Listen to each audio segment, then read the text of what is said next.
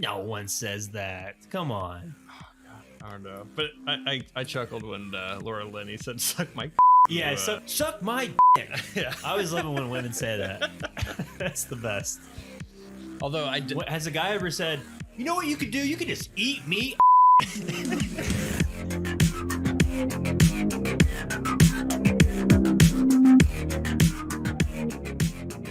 Welcome to A Cast with No Name. We are your hosts. I'm Jay. No, Matt.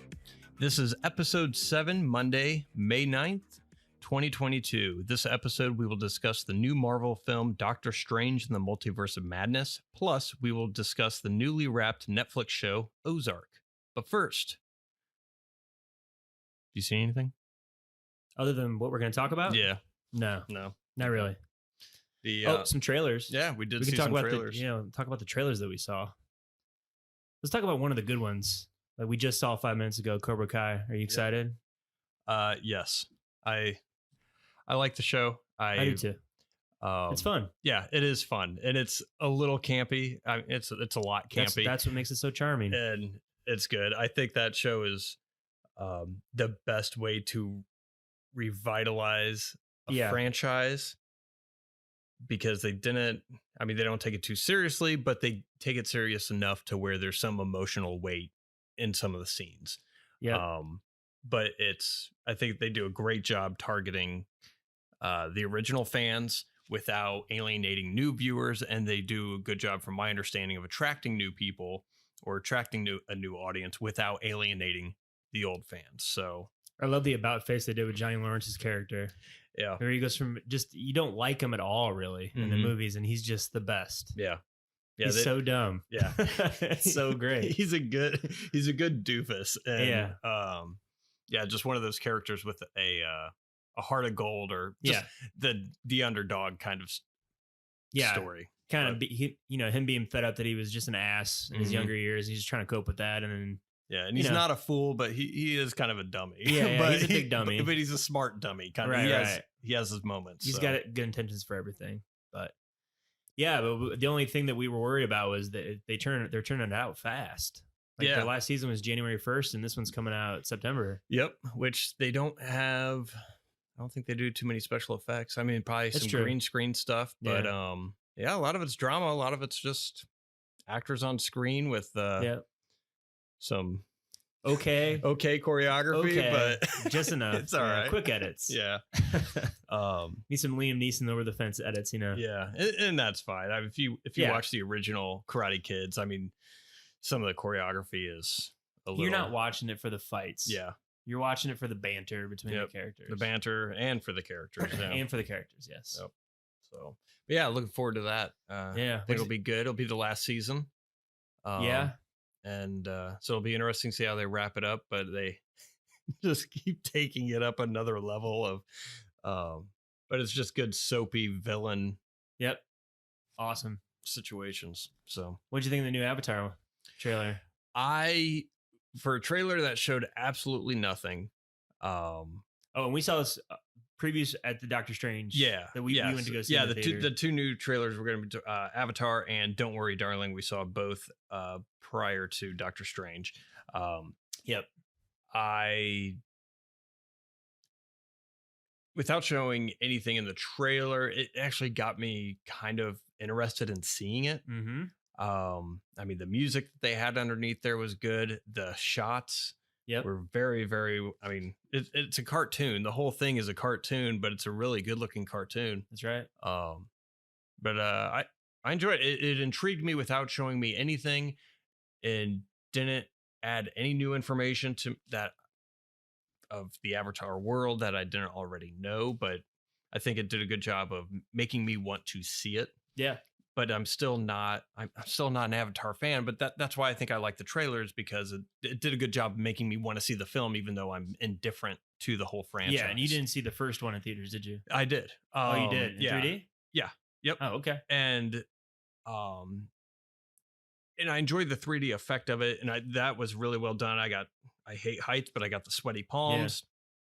During that movie. But the franchise story wise, I have no dying urge to see the continuation, but that's why I think I liked the trailer that much, because it made me interested in the sequel when I'm not really interested in the sequel. Kind of, if that makes sense. I was just interested that as they were showing the shots, I was just thinking to myself, I can't wait to see this in 3D, because that has to this day been the best 3D experience I've ever had. Was Avatar 3D. It was awesome. With these underwater shots, I can see that just being fantastic in 3D. Yeah. So I'm excited. I will go see that in IMAX 3D for sure. Down to the State Museum. Down to the State Museum. Are we gonna? Yes, fucking do it. We're gonna do it, and it'll be great. I already know it will be. Yeah. I mean, what? 13 years? 13 years. Yeah. It's that time. Better be fucking good, James. You take your sweet ass time making these movies. Yeah, it'll be interesting how it turns. I mean, I'm sure it's going to make a shit ton of money. Oh, no doubt. Story. I'm gonna go into it with no expectation. Me too. And that I think will probably be the best way to approach it. Well, I saw Avatar not knowing what the story was about. I had no idea. I just thought it looked cool, and it was James Cameron. So let's go check it out. Yeah. By the time I saw it in theaters, I was already aware of the Fern Gully in space or Dances with Wolves in space. Any of that stuff. No. I was already aware of that. Didn't bother me. I mean, it's a basic story. But that movie wasn't created for the story. It was created for the technology. That's right. And I think that's actually what drove James Cameron more than anything. Sure. I hope the sequels was driven. Sequels is. I hope the sequels were developed because of the story, not because of new technology. Well, supposedly the underwater technology was so improved that they included the underwater scenes. It's called The Way of Water. Yeah, so I'm sure we're gonna get plenty of that. Or Avatar: Be Like Water. Bruce Lee shows up. Twist ending. Oh, that would be so awesome. Kung Fu's the shit out of everybody. Did you see that? Be Like Water? Yeah. Oh yeah, we saw a little bit of it. Oh, saw it at your house. So good. That would be the best of Bruce. And I finished it up on an airplane. Oh yeah? When I was flying out for something for work that it was on Delta. It was on one of the. That might be a good way to see it. You're just focused on it. You're meditating with it. Yeah. I'm not a fan of flying either, so I'm right there. That would be good if Bruce Lee showed up in Avatar, The Way of Water. Oh, that's like something he would say.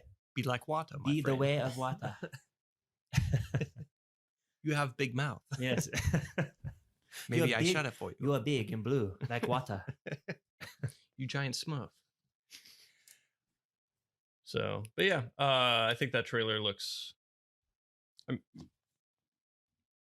mean, it's a minute and a half. Yeah, made the movies look, or the new one look interesting, or built some kind of curiosity. I hope they have a better story, because if not, it's going to be a very long 4 movies, and that's why I say there's got to be hopefully some story. You're right. That he was itching to tell, because if not, if it was just, oh, here's some more pretty do a museum exhibit or something. I mean, granted, you're making money, but it's going to be a long 4 movies if the story is just rehashed crap that's not original or it's not engaging. Right. Or just make a sequel and end it. Don't stretch it out for 4 movies. You're right. Yeah. That's going to be laborious. Yeah. If it's and I know he wants this to be his Star Wars, but Star Wars had had effects, but more importantly had characters that people wanted to follow. And the story was interesting at the time, for sure. Yeah. It still is. And it was a callback to things that people weren't familiar with at that point in time. And I just hope, for his sake, for the movie's sake, that the story is good, because he can do a great story. Oh, sure. With engaging characters. Yes. And I like Titanic because of the characters. I like Terminator 2 because of the action and the characters. It's the characters that make those movies really good. Yes. We already know he can direct action. We know he can do characters, but Avatar had a lot of good action, a lot of good visuals, but just I don't think the characters were there. Yeah, if the new Avatar had like the emotional heft of T2, especially like the ending, oh man. Yeah. I mean, that'd be good. So that's what I'm hoping, but I'm not going to set a kind of bar in my head or anything like that. I'm just going to go in there with no expectations, because if I go in there thinking, well, the story's going to be dog shit, then hopefully I'll be pleasantly surprised and enjoy it more. So it's going to make so much money. Yeah. But yeah, I feel sorry for apparently there's a small group of people that are just super into Avatar. At least there was. What are these people called? 13 years of Avatars. Are they? Is that politically correct? I don't know. I thought you were like, they're called avatars. I was like, what can I tell? It's like, it's not Avatarians. That doesn't sound right. It's like avatars. So, I don't know what they're called, but apparently there was stupid PR out there of people being depressed because they couldn't live in the world of Pandora and all this other crap, which was probably just BS. But apparently there's a very small diehard fan base. Is this like furries? Maybe. Dude, I don't know. I'm so out of the loop. But I feel bad for them because they've been waiting for it for 13 years and it's just not going to. Oh, they're building up in their head. I see what you're saying. I mean, anyone would. I mean, any franchise. So, I mean, I think that's kind of what happens with things that take a while to come out. People build it up in their heads and it just never lives up to the expectation because everybody has it fixed in their own head of how I want it to be like this kind of a thing. And it just never works out. Rarely does it work. Rarely. That's a good segue into Doctor Strange. Building it up in your head and it just ruins the experience for you. Yeah. I mean, that's a good way to approach going into a movie. Low expectations. Oh. Or no expectations. Or no.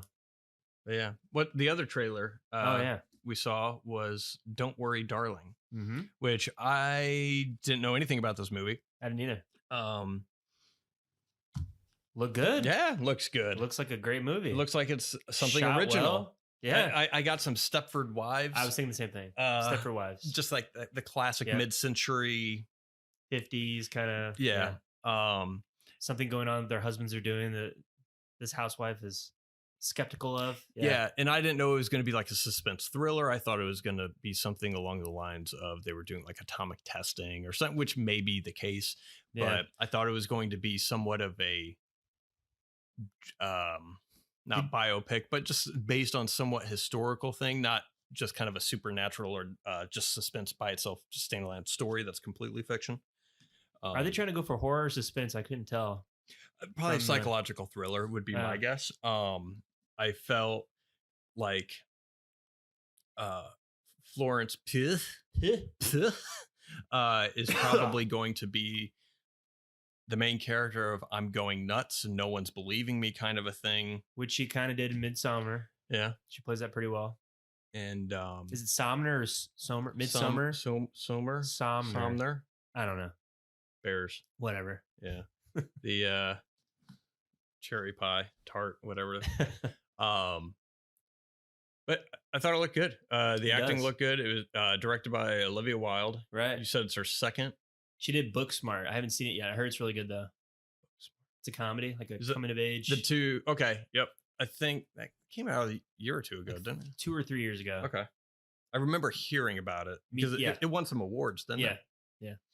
I don't know if it was Sundance or if it was independent, like an Independent Spirit Award, or I don't know, but heard it was good.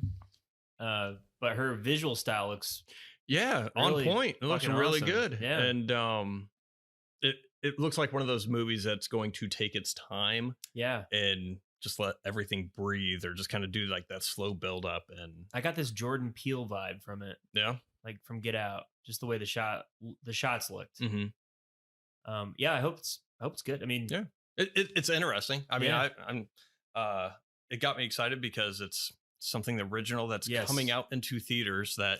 Yes. I'm a fan of any of that. Yeah. Anything original that comes out. Yeah. So, I'll go see it. Yeah. I think it'll be good.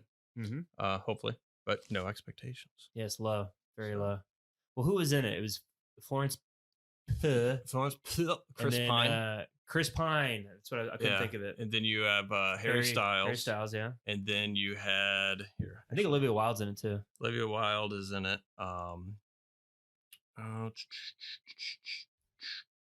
Chris Pine, that's right. You have Nick Kroll. He's in it. Gemma Chan. Is Nick Kroll Big Mouth? Yes. Yeah. He's also Ruxin in the league. That's right. Yeah. What else we got? I miss the league. The league was pretty What funny. a great show. Man. Perfect example for if you get a bunch of improv people together and let them improv. Oh, yeah. That's where you do it, not in a 3-hour long movie. Exactly. But yeah. So cool. Yeah. Be interesting. Let's see. When does it come out? September 23rd. Don't worry, darling. Huh. Thanksgiving, huh? September? I thought you said November. Oh, sorry. No, September 23rd. Oh, my bad. September 23rd. Halloween. Beautiful. Yeah. So cool. All right. When was it? A week ago? 2 weeks ago? Ozark released the a week ago? Around there. A week and a half. I don't know. Around there. So Ozark released the second part of their season 4 finale. April 29th is when they released them. Yep. And I rushed last night. I was vigorously sitting on the couch and watched 4 hours of Ozark to make sure I had it finished up before today. But yeah, because I finished it before you did. Yes. And I tortured you and said you better you better watch it. You better finish this shit. Now you get a shellacking and then yeah. Yes. Yeah. So let's start there. Since I forced you to watch this as fast as possible, what were your thoughts? For the series as a whole or for this season? Both. Okay. Because there's been a lot of reaction to the season finale, but let's talk about the whole thing overall. I haven't seen any of the reactions because oh, good. Well, then I can enlighten me. But overall, for the ending of the show, I felt like it felt rushed. I don't know if they just if Netflix gave them, okay, you guys got to wrap this up. We're only going to give it to you for X number of episodes. So wrap the story. The first part of season 4, I didn't get that feeling. The second part of season 4 is really when I got the feeling that it felt like it was rushed. We binged. I want to say binged, but we would watch multiple episodes a night whenever Ozark came out. So it wasn't that I was watching all those episodes all at once. And that's what felt like it was rushed. We did that with all the other seasons. It felt, spoilers, by the way. Oh yeah, this whole episode spoilers. Yeah. The foundation party, that being all set up, and oh, you mean setting up to that? It felt rushed. Setting up to that felt rushed. Everything falling into place, like, oh, we got all these donors that showed up. Oh, and more people are like. It felt like it was just like, oh, everything's falling into place. Oh, great. I'm not alone because I felt like, how did they set all? Yeah, I felt the same way. And it's like, oh, all these people are going to donate money to these riverboat casino people that no one's ever heard of, but because some person vouched for somebody else. Admitting Wendy into the psych ward for, tell my kids that I'm here. I'm going to admit myself, even though the biggest evening of my life is coming up. That felt weird. Do you think there would have been a local reporter that would have been like, hey, this Wendy Bird lady who's throwing this multi-million-dollar fundraiser kind of racked up in the cuckoo bin? Yeah, you don't think anyone would have looked that up on their due diligence of like, if these people are as rich as they say they are, they're not going to give money to a foundation without knowing everything about these people. Oh yeah. Typically, I would think if I had that much money, I would research the crap out of everything I was giving my money to. Well, don't you research the crap out of when you're like... yeah, I do that now. Like if a water bottle, $15, hold on. Let me research this for about 3 to 5 years. Right. Not make a decision. Yeah. And then maybe later on. So that's how long I mean, like the recording equipment that we got, like it's literally, all right, here are the 10 options. That was 6 years. Exactly. 6 years you kept it every week. We wanted to start this 6 years ago. Fucking research. You got to research it. I know. You don't want to make a mistake because as soon as you do, well, then it's just too late. This gets 10 decibels or blah, blah, blah, blah, blah, megawatts amperage. I'm like, the dynamic range needs to. Yeah. Yeah. So I do that with $15. Right. No research for 10 million, right? Yeah. That felt rushed. Her admitting herself because she couldn't, because her kids were threatening to leave, felt weird. I think it was more of a psychological ploy that she was trying to put on her kids so that she can get them to stay. And then Ruth getting all this money all of a sudden. Oh, yep, building my house. And like how, like I don't know if it's because I didn't know how much time was going by, but it felt like all this happened within a week. I think it did. And I was like, okay, that's quick. Very quick. So not only did I feel like it was rushed in the show time wise, but also it didn't let anything breathe or play out. It felt, furthermore, after it was the car wreck. What was the point of the car wreck? I have that down. I was like, point of the car wreck? ?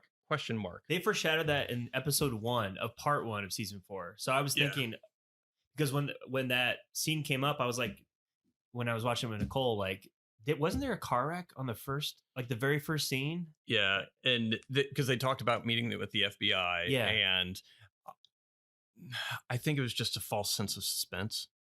That's just a false sense of conflict or something. Sucks. I know, doesn't it? I mean, but and they reference it with the priest later on. She's like, no, that's just because the priest is like, that's God telling you to stop. Right. You're only going to get so many chances. And she said, no, if anything, it's God telling us we're all going to be okay, no matter what happens. Right.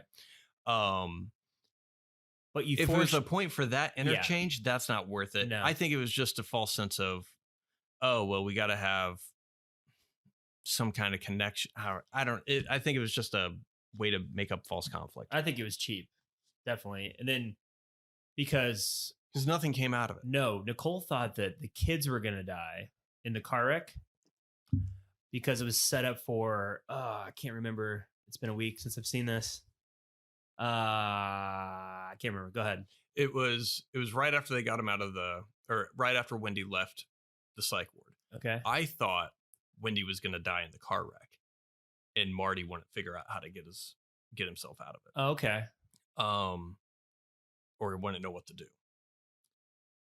Because Wendy was kind of controlling that whole thing to where I thought she was going to die in the car wreck. And that would have been more compelling. They were kind of fucked. There was something that a character said an episode or two ago about the kids. I just can't think of it because it's not important. It's not important. Yeah, you thought it was going to lead to something, and it didn't. Yeah. But yeah, the car wreck I felt was weird. It was just thrown in there just to throw in there. Yeah. But yeah, I just felt the ending was rushed to where they knew where they wanted to be to where it ended, but it just kind of felt like too much was happening. And it felt like everything was too convenient. Yeah. Didn't really feel like something that would organically happen. Yeah, I agree. Based on the actions of the characters. Because everything was just happening so quick. And you don't need to do that if it's a TV series. And that's why I'm saying maybe they did, because maybe Netflix was like, okay, you got to wrap it up. But at the same time, then I feel like they probably could have taken some of that stuff and pushed it over into part 1. Sure. Or taken a segment of the story out. You guys got to hurry up and wrap up this very popular show. You got to wrap it up now. It's the Netflix way. I'm just surprised they let them finish it, and they just didn't. You know what? Out there? Yeah, fuck it. Right. Canceled. Yeah, canceled. We need to make room for this cupcake reality show. Yep. We're decorating whatever the fuck. Yeah. Is it cake? Yes. I don't know. Love is Blind season 14. Yeah. We got a stained glass candy reality show. Yep. Got to put it on there. So, but yeah, overall season felt rushed. What'd you think of the season? Oh, before we get to my thoughts, how did you think it should have ended? How do I think it should have ended? Yeah. See, I don't know, because when I started watching part 2 of season 4, I had a feeling and I was hoping they weren't going to do this, which they didn't. I thought they were going to do a Breaking Bad style ending to where Ruth is the only one that gets away. And she's the only one with the happy ending. Obviously that wasn't the case. And I don't know, but I don't know how it should have ended. I think the way it ended is fine. I'm just not that gung-ho about the ending because I felt like it was because of the way it was set up. You said like everything felt rushed a little bit. The way it was set up, but it's not a happy ending. No. And was that the point? I mean, like I kind of feel let down by the show overall, but I don't know why.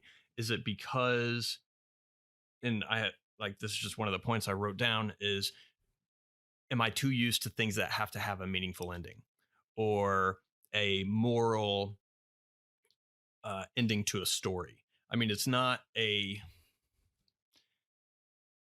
like I said, it's not a happy ending, but it doesn't have to be. I mean, you have movies, you have other TV shows that are just sad, I guess. But I guess I wasn't set up internally to expect that. I was kind of hoping for some kind of satisfying ending, and not that satisfying needs to be a happy ending. But did you get the same feeling after The Sopranos? After The Sopranos, I was more somewhat shocked. Not shocked, but just kind of like, that it? Yeah. And like, did I miss something? But you didn't get that feeling with Ozark. No, it's just like, I guess, okay. I guess it ended. I guess you get it, yeah. I get what they were trying to say. What do you think that was? They were just trying to say sometimes bad things happen to good people, and sometimes bad people get away with it. Yeah. That's what they were trying to say. And maybe it's just because the way I'm aware of the world at this age, as opposed to what I was in high school. Yeah. And because even when you're in high school, even early years of college, your awareness of actually what's going on is still very limited. And like the curtain keeps getting pulled back as you get older. Right. And so I don't know if I'm just, what's the word? Tired of those kinds of endings because I see it so often in the real world. Yeah. That I don't want that in my entertainment. Gotcha. And to where I get it, guys. I know. That's not why I don't need to be reminded how shitty the world is. Yeah, it's true. So if you're seeing this when you're 18, it might be shocking, but for more seasoned people like you or myself, it's we get it. And maybe it does happen. And that's just my point of view too. So, I mean, I'm sure there's probably people our ages that really enjoyed the ending. Maybe I don't know. I was more into that when I was younger, I think, because I was like, ooh, that's risque. The bad guys got away with it. Because in my mind, it was always like, yeah, bad guys still sometimes get away with things, but you just don't realize on that level. To how true that actually is. But so I don't know.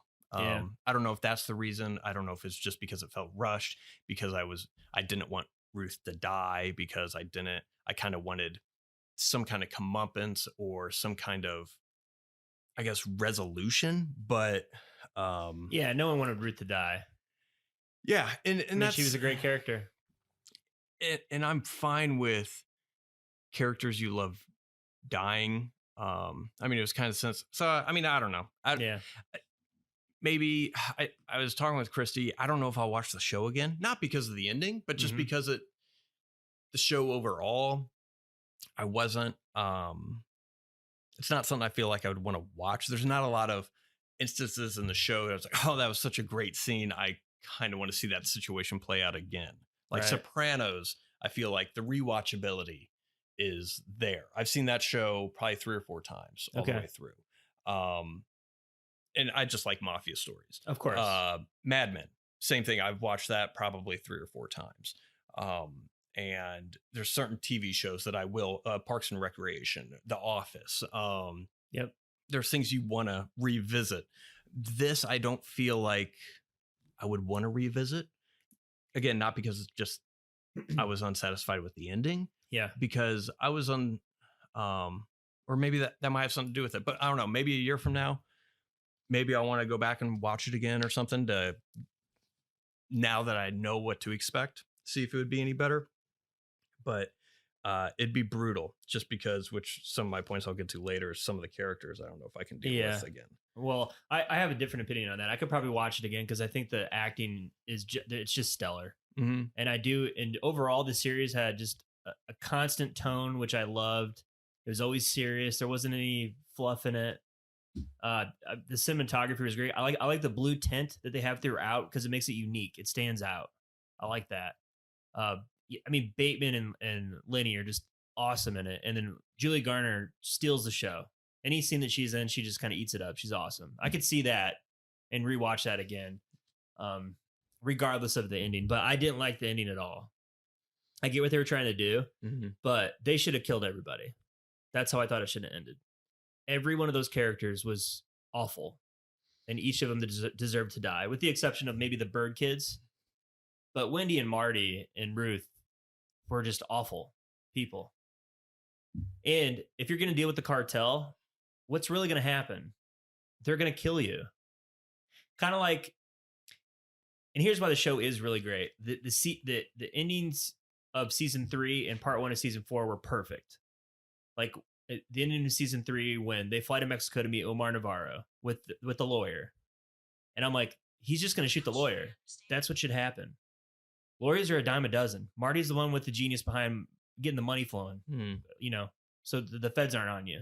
And they shoot the lawyer right in front of him. I'm like, perfect. That's how it should end. It's very smart. Season 4, part 1, Darlene is... I thought Darlene should have died at like the end of season 2. She was just too crazy, killing cartel members and stuff. Are you kidding me? They're just going to come and kill you. And what happens? The cartel comes and they just shoot her in her house along with her. Like, that's what would happen in real life. And I appreciated that. This with Ruth getting the just dying unceremoniously, really, by, like, again, and we can get into this, a character that's in it for 6 episodes and somehow she's the head of the cartel. And we can dive into that. I think that's ridiculous. And then Marty and Wendy just getting away scot-free with their son pulling the trigger at the end.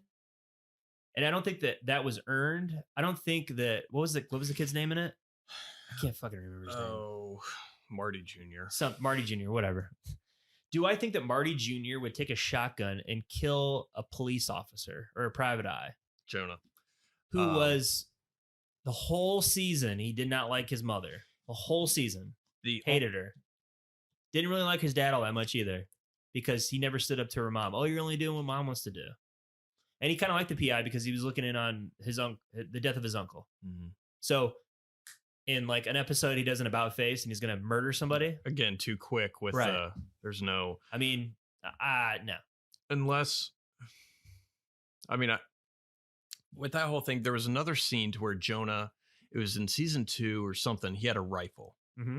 And I don't know if it was when Buddy was still alive, but he had a rifle and he was pointing at somebody. Yeah. And he didn't kill the person. Mm-hmm. And Marty was grateful of that. I'd have to rewatch that scene, but I was reminded of back when he was almost going to do it previously. Right.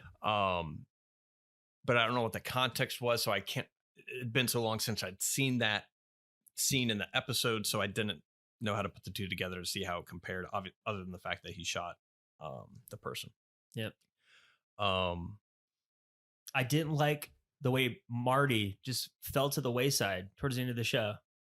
From season 3 on, Wendy, her character, she just made all the moves, and Marty was kind of just reacting to what she was doing, to where he just kind of became a secondary character. And it's like, what? So this guy's making all the moves the first 2 seasons, and now he's kind of just he's not making any moves. He's just reacting to whatever Wendy wants to do. And I don't know. So some of the stuff, like, I don't know if that was their intention, to Maybe. Where like Wendy was always the brains behind the operation kind of a thing. But that was not to get off on random tangents, but like that was the other thing that I wasn't sold on, was their relationship. Yeah. I don't know if they did that on purpose, to where any logical person be like, why are they still together? Yeah. They should have separate. I mean, because it started off with her cheating on him. Yeah. Her cheating on him. And then at the end of season 2, or like right when they get the casino, like he tells his daughter Charlotte, if you want to get emancipated, I'm 100% for it. Sure. Like he was like, at that point, he was like, nope, this family's dead. And then start of the next season, nope, we're back together it didn't, I don't know. It just didn't make sense. I didn't understand why they would still be together. Unless they were going for that and they wanted to have logical people watching this show question why these two people are still together, because they're not good for each other. No. They are, in the sense that I feel like they were more obviously business partners than in a loving relationship. Obviously doing that for everybody involved. I mean, I don't know. I felt like they were staying together, at least halfway through the show. I felt like they were more staying together so that they would ensure their survival. Yeah. As opposed to actually wanting to be together. Right. Maybe staying together for the kids. I don't know. But even then, he was like, he told his daughter to get emancipated. If you want to get out of this family, he's like, I support it, because he wanted to get out. And then that changed, or for whatever. I don't know.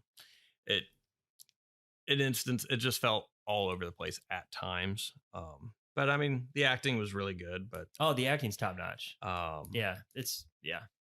But I thought it should have ended. Should everyone have died?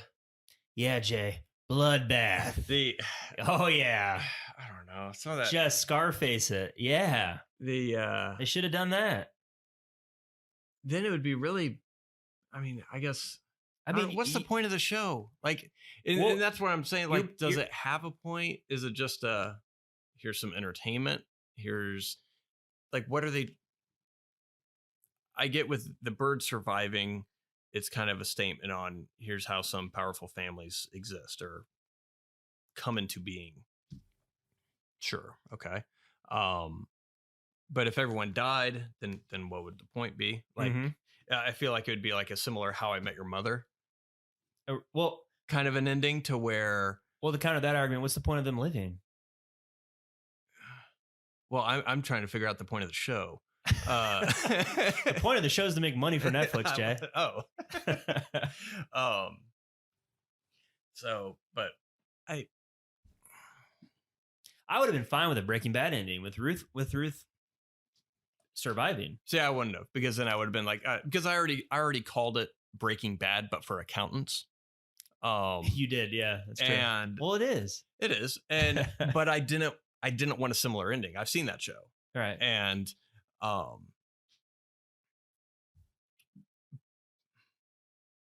don't know. Maybe that's it. Maybe because I was that could be it. To where, I mean, I don't think Breaking Bad is the best show ever made, but it's a really good show. Yeah, and they did a good job with that character, with Walter White, and explaining the reason why he did it, and they kind of let that breathe and drew out the finale of the story.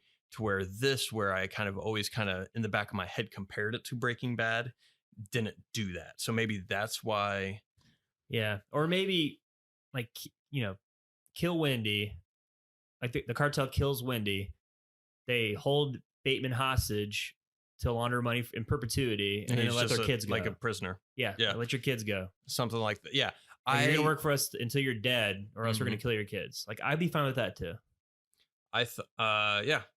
Because I think before the ending of the show, I thought Marty was going to pull something to where him and his kids could get away. Because I thought they were building Wendy up to be such a villain, to where that's who he had to get away from. I was thinking the same thing. I thought Wendy was probably trying to finagle her way to be the head of the cart, like in some weird way to either put her or Marty in that position. Not to go into too much of a tangent here, Jay, but did you notice that all of the moves being made in the last season were by women? All of them. God, nothing chaps my ass more. No. Hear me out here. Ruth Langmore, Wendy Bird, the FBI lady, and Camilla Alessandro.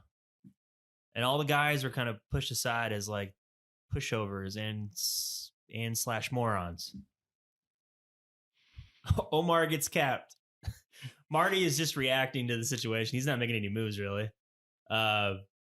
The PI is kind of just twirling in circles, not really doing anything. Well, I don't know. I think the PI was kind of a, I don't know. I get what you're saying. My point is no males made any decisions in the last half of the season at all. Maybe that's why it was so bad. That's not why it was bad, Jay. I'm just saying. No, I'm saying. I'm agreeing with you. I'm agreeing with you. It was definitely intentional.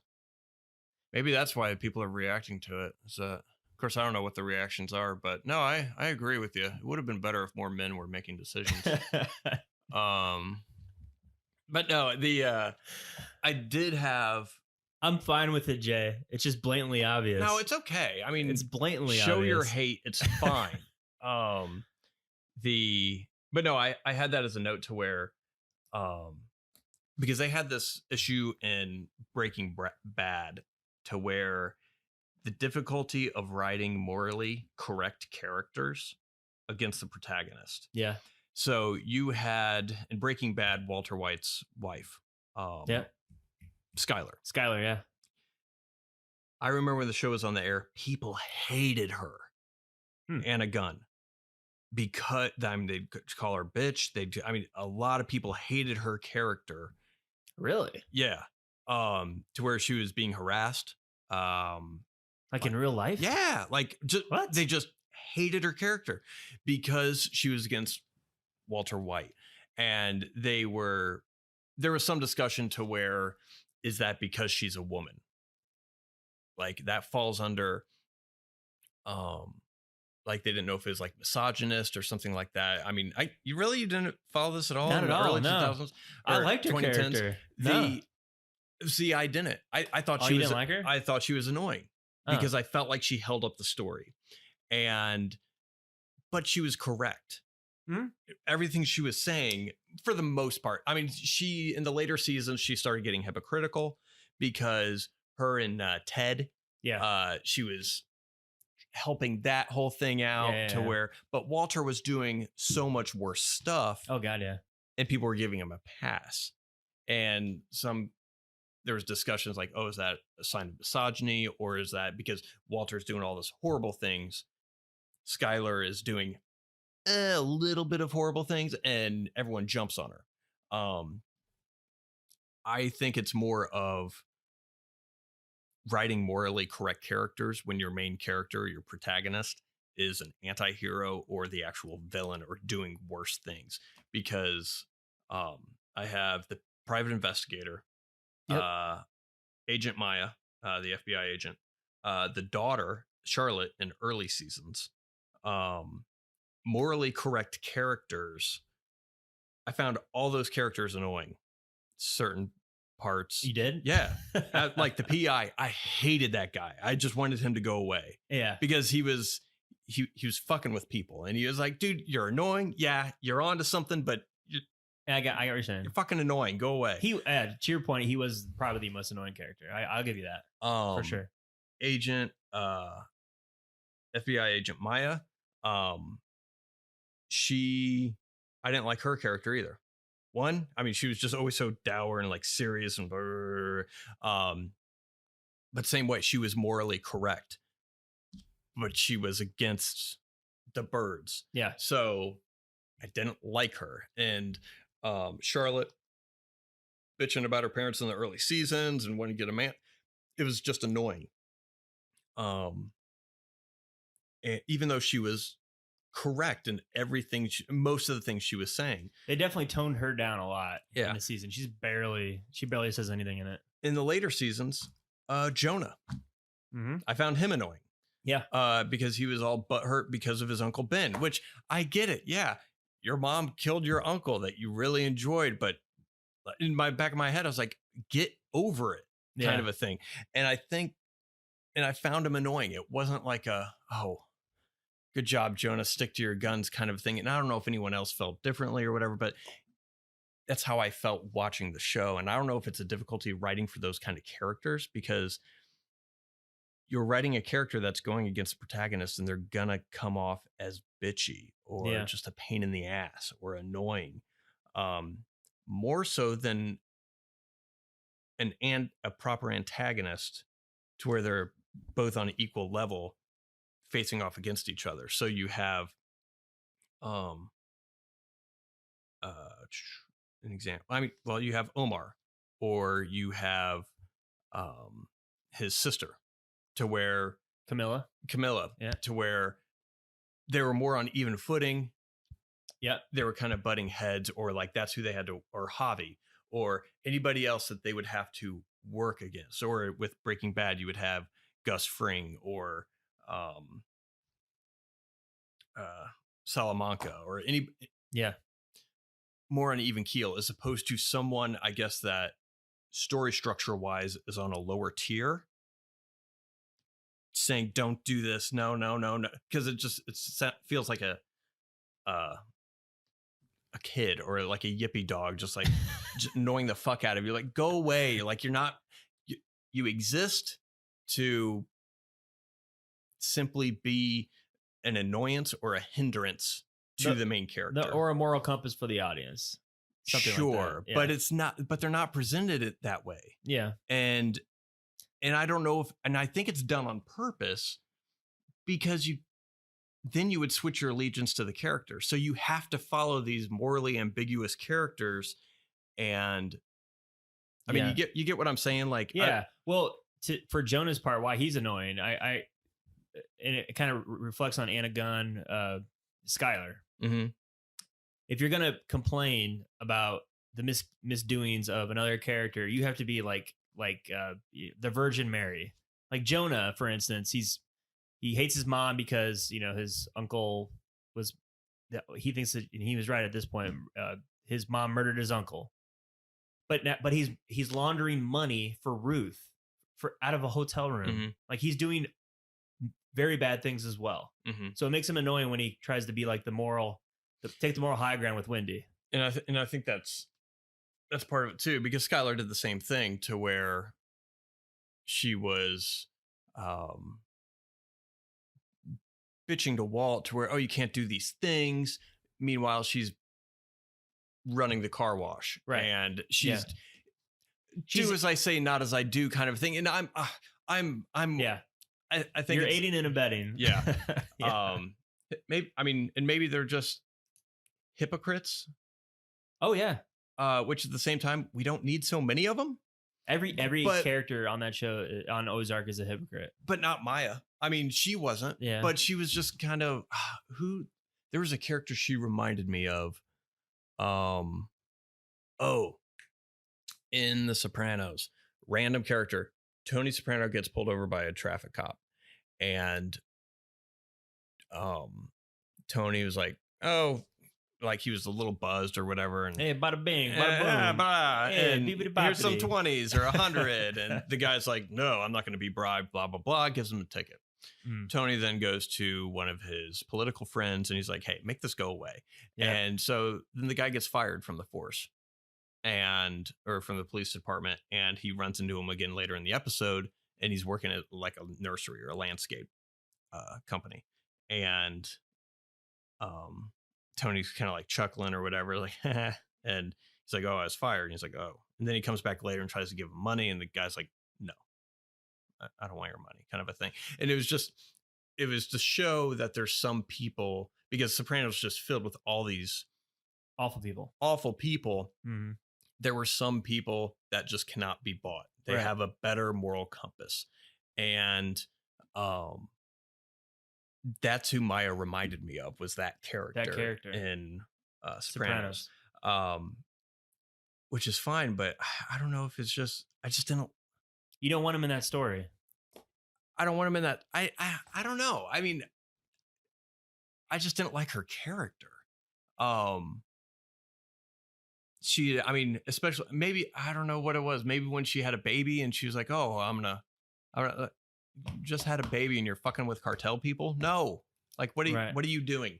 I'm not gonna lie, I forgot what the purpose of her was in the plot of the show. Something with Navarro and setting him up.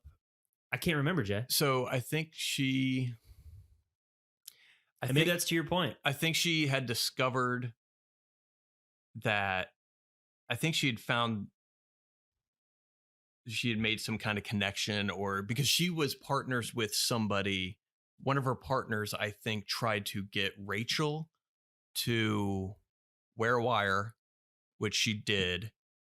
And I think her partner fucked over Rachel, and Maya didn't go down with them or whatever. And I think that's how she got introduced in the show. I'd have to see it again. But then she knew what Marty Byrde was doing. And then she tried to recruit Marty Byrde, saying, hey, if you work for the FBI, then you'll get 18 months of sentence and all this other stuff. And that's originally, and then he's like, and then you have to go in witness protection, all that stuff. Marty doesn't want to do that. And then the Byrdes tried to play her to try and make her a pawn. And essentially that's what her character was a lead-in to the director of one of the directors of the FBI, so they could get higher up. Maybe that was it. Because I didn't mind her earlier. Mm-hmm. I didn't like her in season 4. Maybe that's it. She just didn't have a use. Like, I think her purpose story-wise was completed. She was blackballed, and then the PI starts dating her. Yeah, like, what was that about? Really? Like, she's so straight-laced too that she's gonna date some ex-coke head police who stole coke out of it recently, like out of a. I know. I don't know. Yeah, what's the point of those scenes in the bar where they're like flirting with each other? It was like the worst flirting ever. Like, she is a robot of a human. And are you flirting with me? The charisma of a wet diaper, that one. Jesus. Yeah. But yeah, so but that was that's a point. It's just the difficulty of writing morally correct characters. Yeah, it's tough. That kind of show. It's tough. Because, and maybe the problem is that I don't know, there's probably a lot of difficulties doing that, but maybe because those kinds of people typically don't hang out with morally correct people, or morally correct people don't typically hang out with those kinds of people. Yeah. And maybe that's it. And no one knows how they actually interact, because I mean, I feel like if people that are amoral and have moral platitudes, if they interact, or they're somewhat regularly interacting, then the morally correct people aren't aware of the bad shit that the other person is doing. Mm-hmm. I feel like. Yeah. So, and maybe that's it, to where you can't have it both ways, kind of a thing. Or I don't know, maybe it's hard to write a character that does want it both ways, or it's probably hard to write a character that's a hypocrite that is still likable. Yeah. So, well, I mean, I get the ending. I mean, the birds always come out on top, you know. The whole show, they were coming out on top. They figured out a way to finagle their way out of sticky situations, and that's how it ended. Yeah. But, you know, it's a testament to how good the show is, Jay, because it is such a divisive ending that you want it to be so satisfying, because up to that point, it has been satisfying. What are the reactions? Just people don't like the ending. Yeah. Okay. They don't like it harkens back to The Sopranos, where they cut, they don't show, which they try to get around because you actually hear the gunshot. Mm. You know, in Sopranos, Tony just looks up when the door opens, and then it just fades to black. This one, Jonah shoots the guy. But yeah, people just didn't like Ruth. Obviously, they don't like Ruth dying, because Ruth was very like beloved in the whole series. And yeah, I mean, it did kind of end just abruptly, and I don't need to see them 10 years down the road. Oh, they're like the Rockefellers or whatever at this point, kind of a thing. And maybe just look at it as the origin story of this really powerful family. Yeah. You know how it should have ended? How? Is so like I said, they kill Wendy, they kidnap Marty, and they're like, all right, you're gonna launder our money forever, or we're gonna kill Jonah and Charlotte. And he's like, okay. And then the last scene is Marty in there on his laptop, and he's kind of just, you know, balancing the sheet, the cash flows, all that shit. And then he just clicks on another window, and there's porn, and he just starts jerking it. Just beating his meat. Just beating his meat. How the whole show started. That's the Ozark logo at the beginning of the episode. You see like a box of tissues, and then a lotion bottle, computer, then like a fist. That's right. That would have been great. Come on, guys. See, another thing I thought is after the car wreck, because everything started falling into place at that point. Yeah. Because did they have the meeting with the FBI before or after the car wreck? They had the meeting before the car wreck. Okay. Yes. I didn't know if that's why they were so happy. And I didn't. Yeah. Oh no, it was before the meeting because in the car they said, "Oh, so we're all set for the FBI tomorrow." Maybe you're right. So I thought they were going to do something stupid to where they died in the car wreck, and everything that happened afterwards was in their head or something, some bullshit like that, or whatever was happening wasn't really happening because it felt like it was just falling too much into place. Right. It was too perfect. Well, something to come out of the car wreck. Something. Yeah. They didn't even get scratched or bruised or anything. No. You foreshadowed it, for fuck's sake. And nothing came out of it. Yeah. What, to set up that stupid line that she had with the priest? That was it? I think it was just a false sense of, I think they forgot about it, honestly. They were writing the show and they're like, oh, how are we going to, remember that scene? They're bringing JJ or something. Yeah, JJ. He JJ retcon. He wrote the first 5 minutes of season 4. He's like, oh, car wreck. Yes. Why? But that's for you to find out. Yeah, we'll figure it out later. And then just off like a fart in the wind or whatever. And then the birds look in the woods and there's a shadow monster. And Jason Bateman turns into Teen Wolf. That's right. 2. It's the ghost of Omar Navarro. Yeah. But I mean, it's a great show, and I think that's why people have such divisive reaction to the finale. When great shows don't end the way that you want it to, like Game of Thrones is the first thing I think of. It's such a great show leading up that you want it to end very satisfying, and when it doesn't deliver, you just get mad. Yeah, and usually with shows like that, I think a lot of people have something in their head as far as how it's going to end. Yeah. Myself, I mean, I had some guesses like, oh, I wonder if it's going to end like this, or I wonder if it's going to end like, but I didn't have any expectations. It's not like I was like, oh, I hope. Yeah. Wow, Jay, you come into everything with no expectations. I try to set the bar very low and always be disappointed. Yes. I don't know. It just felt rushed. I don't know. Well, what would you give the series overall? Would you recommend people watch it and all that good stuff? Yeah. I mean, it's definitely worth watching. I like the earlier seasons. Oh yeah. More so than the later ones. The first season was great. Isn't that the one where it ends with Darlene killing the cartel in like their living room? Was that the first season or was that the maybe it was the second one? I don't remember. Or was the first one where Ruth's uncle or cousin is trying to kill Marty, and all that stuff. And they actually try to kill Marty, and he evades it, and her cousin ends up dying. God, it's been a long time since I've seen it. Don't remember, but I remember that scene where Darlene kills the cartel in her living room, thinking like, "Holy shit!" Yeah. I thought that. I mean, that was a good scene. Oh, what? In the second part of season 4. Ruth grabs the rest of the heroin, gives it to Shaw Medical. Yeah. What police force would leave a barn full of heroin after a double murder happens on a property? Oh, yeah. That's true. Police are all over the property. Oh, shit. Double murder. Well, let's close up shop. Let's not look at the barn. Case closed. And, we're going to follow Ruth because we think she's going to take the heroin out of the barn.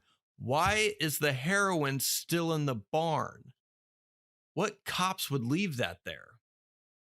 These are all logical questions, Jay, that I don't think they ask themselves. Because Christy and I were watching it, I was like, the hell is the heroin still doing in the barn? I was like, the cops were already there. That should already be taken as evidence. Confiscated, yeah. Confiscated something, but nope, we're going to, we think Ruth's going to give away that heroin. If you know the heroin is there and you're following her for that reason, why is it still there in the barn? Right.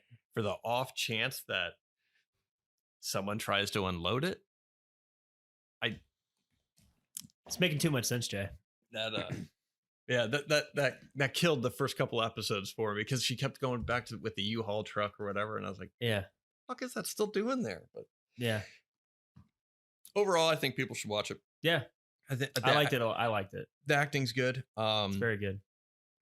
The I mean, you'll get hooked. First couple seasons, it hooks you in. Yeah, and it is a very dreary show. It is. No, you don't go there for the chuckles. Like the sun does not shine. It's very chuckle free. Yeah, I thought it was a good little show. Which I think that's why I like the blue tint, because it literally drowns out any sunlight. Mm-hmm. Like sunny days in Ozark, it seems less sunny. Unless you're in Mexico, then that's true. Yes.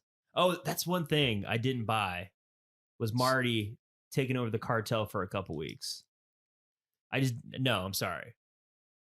No. Yeah. I don't know. To me, that was just dumb. I never had either, but I You've never worked for a cartel? Never, Jay. I interned in college. Did you? Yeah, it was not all it's cracked up to be. I mean, they pay minimum wage, Their benefits suck. I guess they gave me weekends off. But all the drugs I wanted, though. Yeah, party like a rock star. No, yeah. I didn't buy it. Yeah, I'm not buying that now. I felt it was a little. Yeah, I mean, it just felt odd. Because Marty's character, you got to go in there and you got to have an iron fist, Marty. Yeah, you got to. That's not Marty Bird. Yeah, he's not intimidating. Yeah, now if they sent Wendy, I would believe it out of Wendy more than Marty. But yeah, Marty is not aggressive. No, the only time he was aggressive was during that car wreck scene. Right. When he finally like bubbled up and beat the shit out of that guy. Yeah. But. And by the way, no one acts like that. Wait, like what? The guy, he's like, get on out. Come on, let's do it. Oh. And then like, the wife and kids are in the minivan and what? Stay in your lane, bitch. You obviously don't drive that much, Matt. Oh, come on. Every time I'm out. Always getting fist fights and road rage. Fights, yeah. For road just rage. Other motorists calling your wife a bitch and all the time. Yeah. All the time. What else did he say to Marty? Something like, no one says that. Come on. Oh God, I don't know. But I chuckled when Laura Linney said, "Suck my cock." Yeah, suck my dick. Yeah. I always love it when women say that. That's the best. But yeah, although has a guy ever said, you know what you could do? You could just eat me out. I did buy that scene though, because Marty was putting up with a lot of crap. Yeah. So that scene was believable to me, because the entire time I was like, this guy's going to die just from stress. Stress alone, yeah. And he never, like, he's always very even keeled and everything like that, to where it was nice to see him actually like blow up and be angry. Yeah. Because for a while it's like he doesn't have any emotion whatsoever. Yeah. Yeah. Anything else on Ozark? No, I'm good. Okay. I recommend it. I'm done. I'm done with Ozark. Fucking Ozark. Doctor Strange. Shit. Sorry, that was the tried to read, but I couldn't read for some reason. Can't read good. Doctor Strange and the Multiverse of Madness. Dr. Stephen Strange casts a forbidden spell that opens the doorway to the multiverse, including alternate versions of himself, whose threat to humanity is too great for the combined forces of Strange, Wong, and Wanda Maximoff. Directed by Sam Raimi, written by Michael Waldron, and starring Benedict Cumberbatch, Elizabeth Olsen, Chiwetel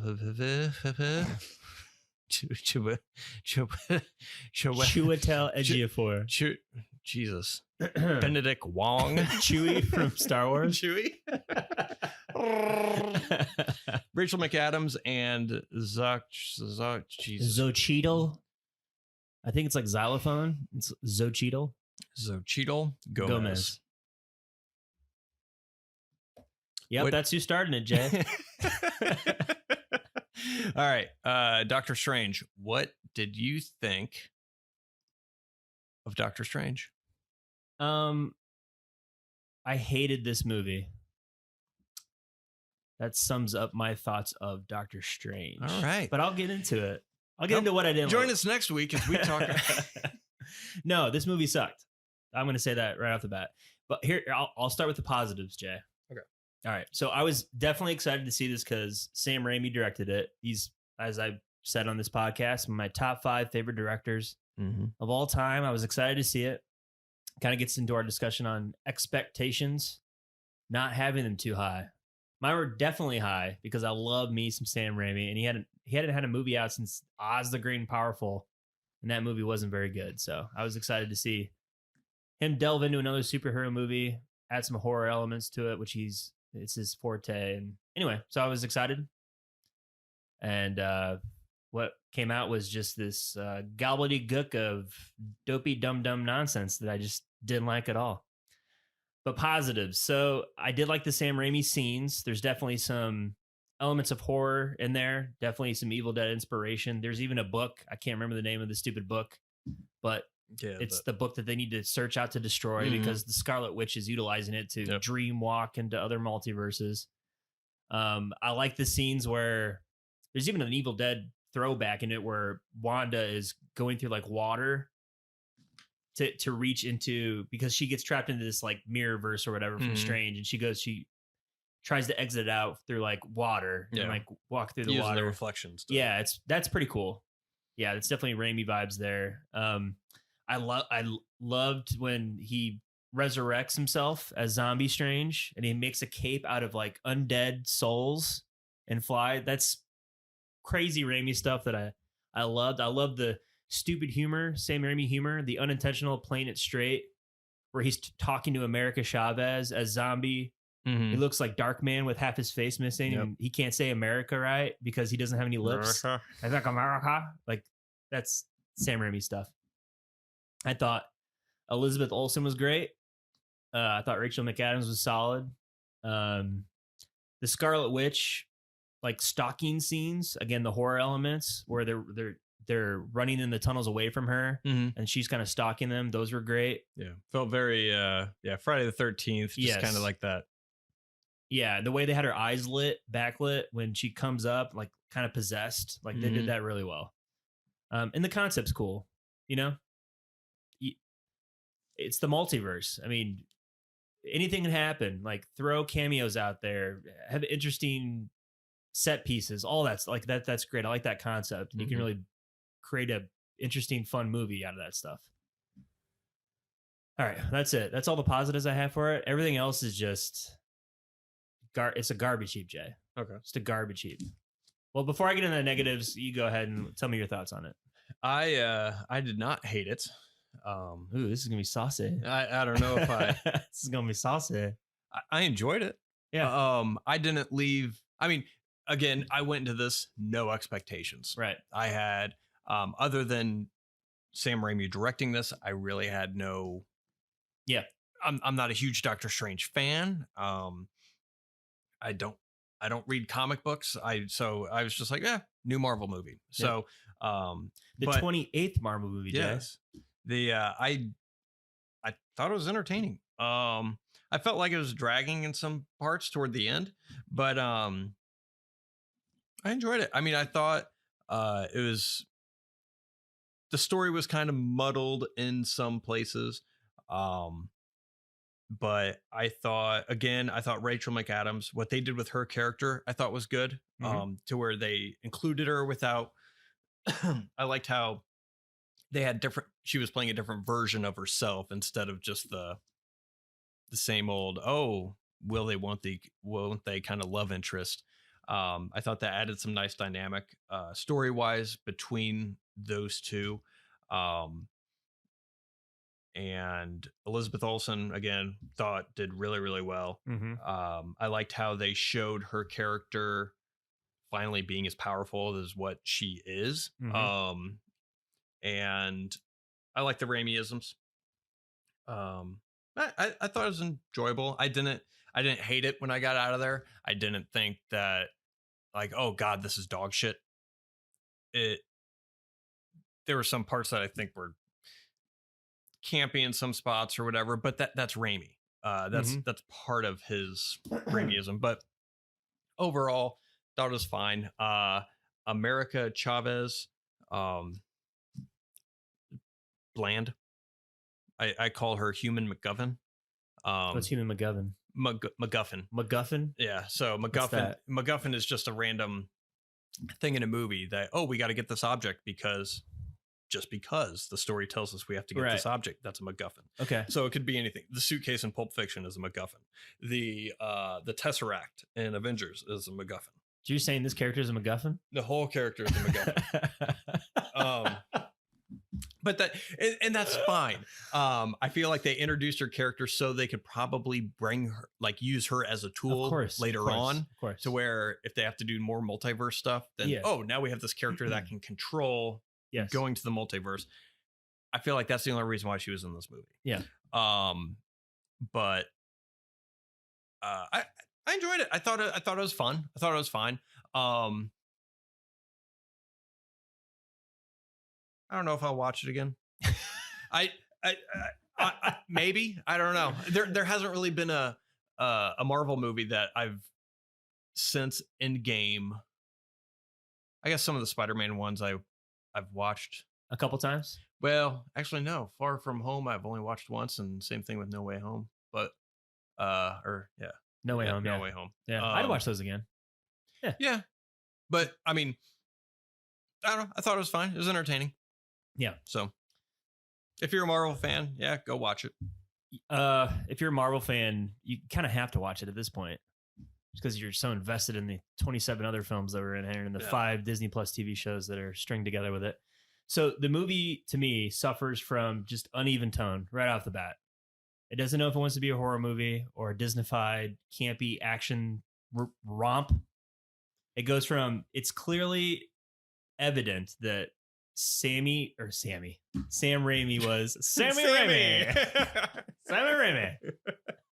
You know, we go on a first name basis here. Me and Sammy just chuck it up at the bar. Yeah, the local watering hole. No, but so Scott Derrickson was the original director for this movie. He was the original director of Doctor Strange. There was creative differences, you know, the death nail of any movie, creative differences while they were shooting the movie.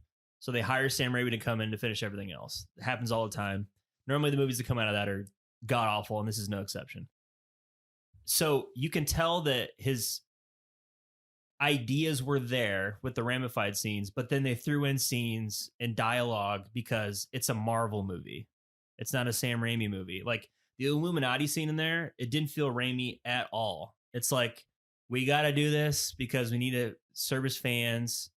And this is what we're going to do. And this is how you're going to do it, Sam. It's in the contract. And that was evident throughout the movie. They would have like the Scarlet Witch stalking scene that I was talking about was really shot really well. And then she didn't catch up to them. And then it was followed by like stupid dialogue with like dumb jokes. And the camera movements that Sam Raimi has, it wasn't there. It was like stationary, dumb dialogue with Disney-fied nonsense going on. Mm-hmm. And it was like that all throughout the movie, just uneven tone. It was frustrating the shit out of me. And maybe that's not Sam Raimi's fault, because the worst thing about this movie is the script. It is fucking god awful. The script is dumb. And Michael Waldron wrote this thing, and I'm thinking, why is it the way that it is? So here's what he's written. Loki. Did you ever see Loki, the Disney Plus series? I did not. He wrote that. And he wrote this other series called Heels. I haven't seen it yet. It's about like the heels of like wrestling. Mm-hmm. It's like a wrestling. Yeah. I haven't seen it, so I don't know. I did see Loki. And Loki's not very good at all. It's kind of the same setup where Loki's kind of a tale about Loki and then another multiverse Loki going on kind of an adventure together to course correct the situation that they're in. And this is Doctor Strange and America Chavez going on an adventure together to course correct a situation that they're in right now. That's essentially the same structure and setup of those two movies. Mm. But it's just inconsistent writing. So Loki, in the television series Loki is an alligator. He's an old man. He's a woman. And all these different multiverse versions of Loki. Mm-hmm. In this movie, Doctor Strange is Benedict Cumberbatch in this universe. He's Benedict Cumberbatch in that universe. Rachel McAdams looks the same. They all look the same. And then when you get to the Illuminati, Captain Marvel is not the Captain Marvel it's not Brie Larson. Captain America is now Agent Carter, so they're different. So the inconsistencies, they can't even get that right, Jay. And that's surface level shit they could just fix. But they don't. They're not even. They're lazy, Jay. That's laziness. You're wrong because. Oh no, no, I'm not. That's lazy. It's bullshit. No, it's infinite universes. So I mean, there probably could have been 5 different or whatever. I mean, is that what we're doing? Yeah, that's so. If you have infinite possibilities, that's an easy way to get around it. And you're not going to be able to have a goat, Doctor Strange, or a Christine that's a snake like slithering around because you're not going to be able to get that interaction. So you're going to have to hire a different actor.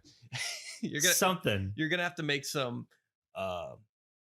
compromises on that kind of stuff. Now I think.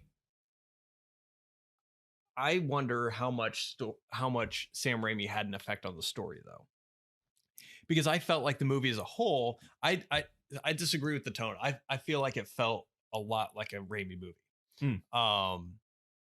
because you have the horror elements, but the opening action scene felt very much like Sam Raimi movie. It felt a lot like Spider-Man 2.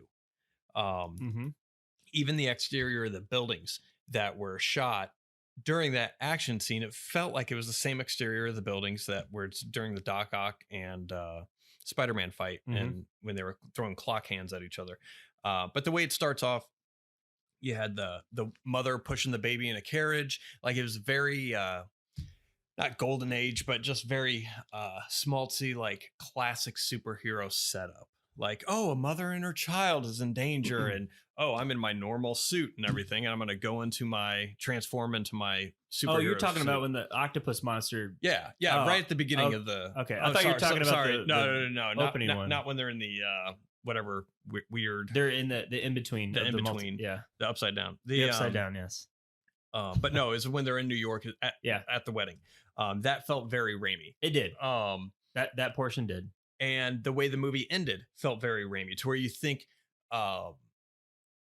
you think the problem is solved or the conflict is resolved, and then at the last second before the credits, you find out that it's not. And he did that with Evil Dead 1, 2, 3, to where, oh, he got out of the house, and then nope, you see the spirit go through and then attack Ash. Or Ash is back at the grocery store. Wait, how did this movie end?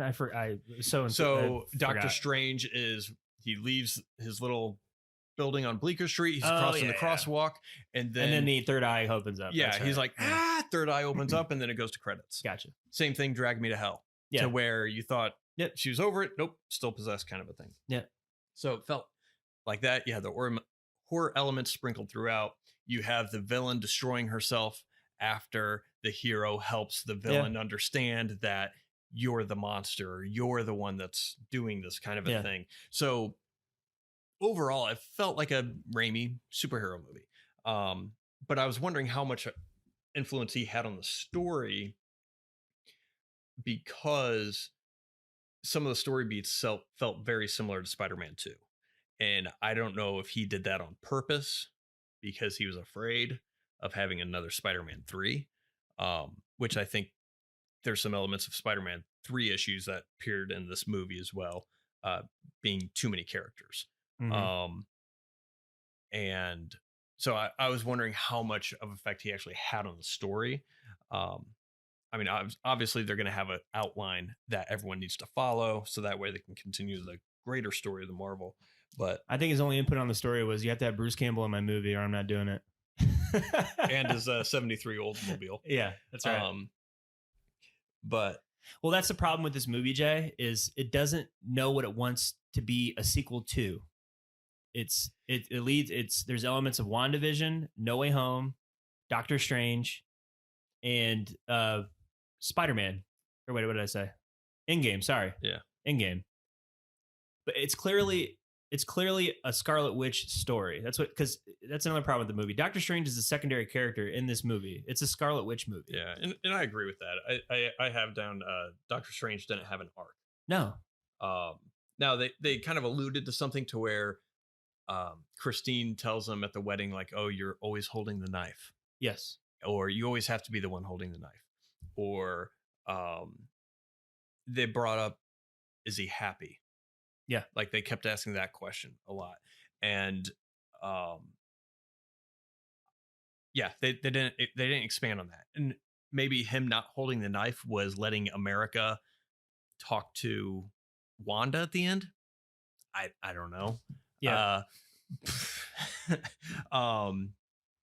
But I mean, he was very involved in that scene too. So it's not like, oh, I'll just let America do her thing. But yeah, Strange didn't have an arc, but yeah, I agree. It felt like it was, and I would have been fine with that. Let's have a Scarlet Witch movie. Yeah, and it's fine. Multiverse of Madness should have like phase 4 or 5, or maybe they should have ended on a multiverse storyline like Endgame. They into it. They build up to a because that's another thing that I was disappointed with. Like, you're in the multiverse. I was expecting like cameos galore and just more fun with it. They're not really in a lot of multiverses. They're in that one commie multiverse where food is free, which I was like, shut up. I don't. No, it's not free because other universes normally have free food. And it's kind of weird that yours is. It's like, stop it. But they didn't have free food. First of all, if the food was free in this commie utopia, it wouldn't be nice here. Okay, everything would be falling to shit. Communism has never worked. All right, ever. So stop it. It's people like you. Jesus Christ, stop it with this shit. I hate that. Anyway, why do you want children to starve? I don't want. You know what? I want everyone to starve, Jay. I want no one to be happy. I want everyone to be as miserable as I was watching this. But so you're in that multiverse with the Illuminati and all that stuff for, I don't know, the second act. Mm-hmm. That's the second act. You get a cool scene where you're going through like 8 different multiverses, one where there's like pain, and that's a pretty cool scene. And then there's that multiverse where you're with the Mozart, Beethoven, Doctor Strange, and he's kind of like, I don't know, his universe is destroyed because he did some Doctor Strange shit and made the wrong choice. So, and then even the Illuminati's scene, there was only like 4 new characters. Like they had a Sphinx from Mystery Men, who I guess is Black Bolt. I have no idea who the fuck that was. I thought like, oh, it's the Mystery Man guy from Ben Stiller's movie. He was, well, I guess he was in a Black Bolt show, The Inhumans. Inhumans, yeah. Or I didn't see it. Which that actor's name is Anson Mount. Oh yeah. And I heard someone say, I wish my name was a sex position. That's pretty good. Yeah. But they didn't have enough craziness you could do anything with this. You were expecting it to be more wild and more unhinged. Yeah, have an adventure in each each universe. Mm-hmm. Like go through an adventure in each little universe. Don't spend so much time in one. Like that universe was boring to me. The commie utopia with free food and like, all right. The high tech one. Right. And by the way, the memory, could you imagine if that really existed, Jay? Like if you just stepped on like a platform and like, you're like, is it your favorite memory or your most fond memory showed up on the screen? Most horrible memory. All of public to see. Yeah. It'd be a bunch of like, just like sex fantasies. And like, just if like a teenage boy were standing on that, it'd be a bunch of like, them watching porn or something. Dreams and everything. Yeah. Yes. Yeah, I thought they missed an opportunity there to kind of use their imagination and kind of go wild with it. Yeah, go wild with it. Have some fun with it. Yeah. And I didn't like the Illuminati scene. I thought those cameos were. I didn't mind it. I thought Lashana Lynch as Captain Marvel. We need to talk about gravitas when it comes to acting, because this America Chavez character. I mean, Xochitl Gomez. Listen, if she was on like a Nickelodeon show or a Disney show or even a Disney Plus show, I'd be fine with it. She has no gravitas when it comes to acting and carrying a movie or the lead role of a movie. She's not a good actress for that. And that may seem harsh, but she's not. Yeah. And it could be the writer's fault because the character itself isn't really interesting all that much. There's no backstory. Yeah. And I I think that's probably what I mean. That's why I have her bland human MacGuffin. There's no reason for her to be there other than the fact that she can travel between multiverses. She can't control it. By the end, she figures out how to control it. Great. But I don't, you don't care about her. And that, or at least I didn't. It could be because she didn't have a movie to build her up with a backstory. Like all the other characters in this movie, there's I think it goes back to the Spider-Man 3 thing. I think there's too many characters in this. And I think that was the problem, because this movie was trying to be, ultimately this movie is a send-off for Wanda Maximoff. Yeah. That was probably item number 1. Okay, this movie, we need to say goodbye to Wanda. Item number 2, we need to build on the multiverse. And so Steven's doing that. And I feel like maybe in an earlier draft, America Chavez was a bigger character. I feel like it should have been, maybe the villain should not have been Wanda Maximoff, because, and it could have just been like a demon or something, that like a no-name demon, because if you concentrate, you're concentrating all your emotional beats on Wanda. You're pulling from other people. You're pulling from Doctor Strange. You're pulling from America Chavez, to where you're not giving attention to a new character like that. And maybe that was the issue, because she didn't have anything to do other than she travels through multiverses. So great. There's no backstory to her. I feel like you could have taken her out. Yeah, they could have done the same movie. Absolutely. Either with the dream walking and doing that. Yeah, okay. You take control of another version of yourself, another multiverse. Yes. But and I think the only reason why she was in there was to introduce a person that can travel through the multiverse without needing Doctor Strange. Yeah. Or just a way to do that, because I feel like in Spider-Man, Benedict Cumberbatch opened up a portal to the multiverse. Yeah. So why do we need someone who can travel between why? Well, they're building to they're Kevin Feige is, and this is the first movie, by the way. I learned this that had a Kevin Feige production at the end of the credits. This is the first movie where it says a Kevin Feige production. Okay. Well, he's building to the Young Avengers. He's going to have wants to have a Young Avengers, and America Chavez as part of the Young Avengers. Kind of a crap introduction for her character. Because it doesn't. They give her no backstory. The very first scene, she's with Doctor Strange, and they're escaping a monster. And like the movie opens with that scene. This is another reason why the writing sucks. So Doctor Strange is like, I need to suck the powers out of America before this monster gets it, and all hell breaks loose. Yeah. So he's doing that. And as he's doing that, he gets impaled and dies. And then he distracts the monster enough for America to pound her way or punch her way, star punch her way into the next multiverse and escape. Well, if you were going to kill her anyway by sucking your powers out, because she even mentions it in the dialogue, if you do this to me, I'm going to die. Yeah. Why would you then distract the monster to let her escape? Why not just kill her? Yeah. If you're going to kill her anyway, just kill her. That makes sense. It's lazy writing, Jay. Well, it's stupid writing. It also makes her expendable. To where if one Doctor Strange was willing to kill her, it doesn't make it right. But if one Doctor Strange was willing to kill her, to prevent this other horrible thing from happening, right? Then you already set up in your audience's mind, this is a very strong possibility of how we need to solve this problem, kind of a thing. And to where, you're going to kill me if you do that. Audience doesn't feel anything for her. You just met her. Yeah. No attachment whatsoever. A scene like that needs to happen at the end of the movie. Yeah.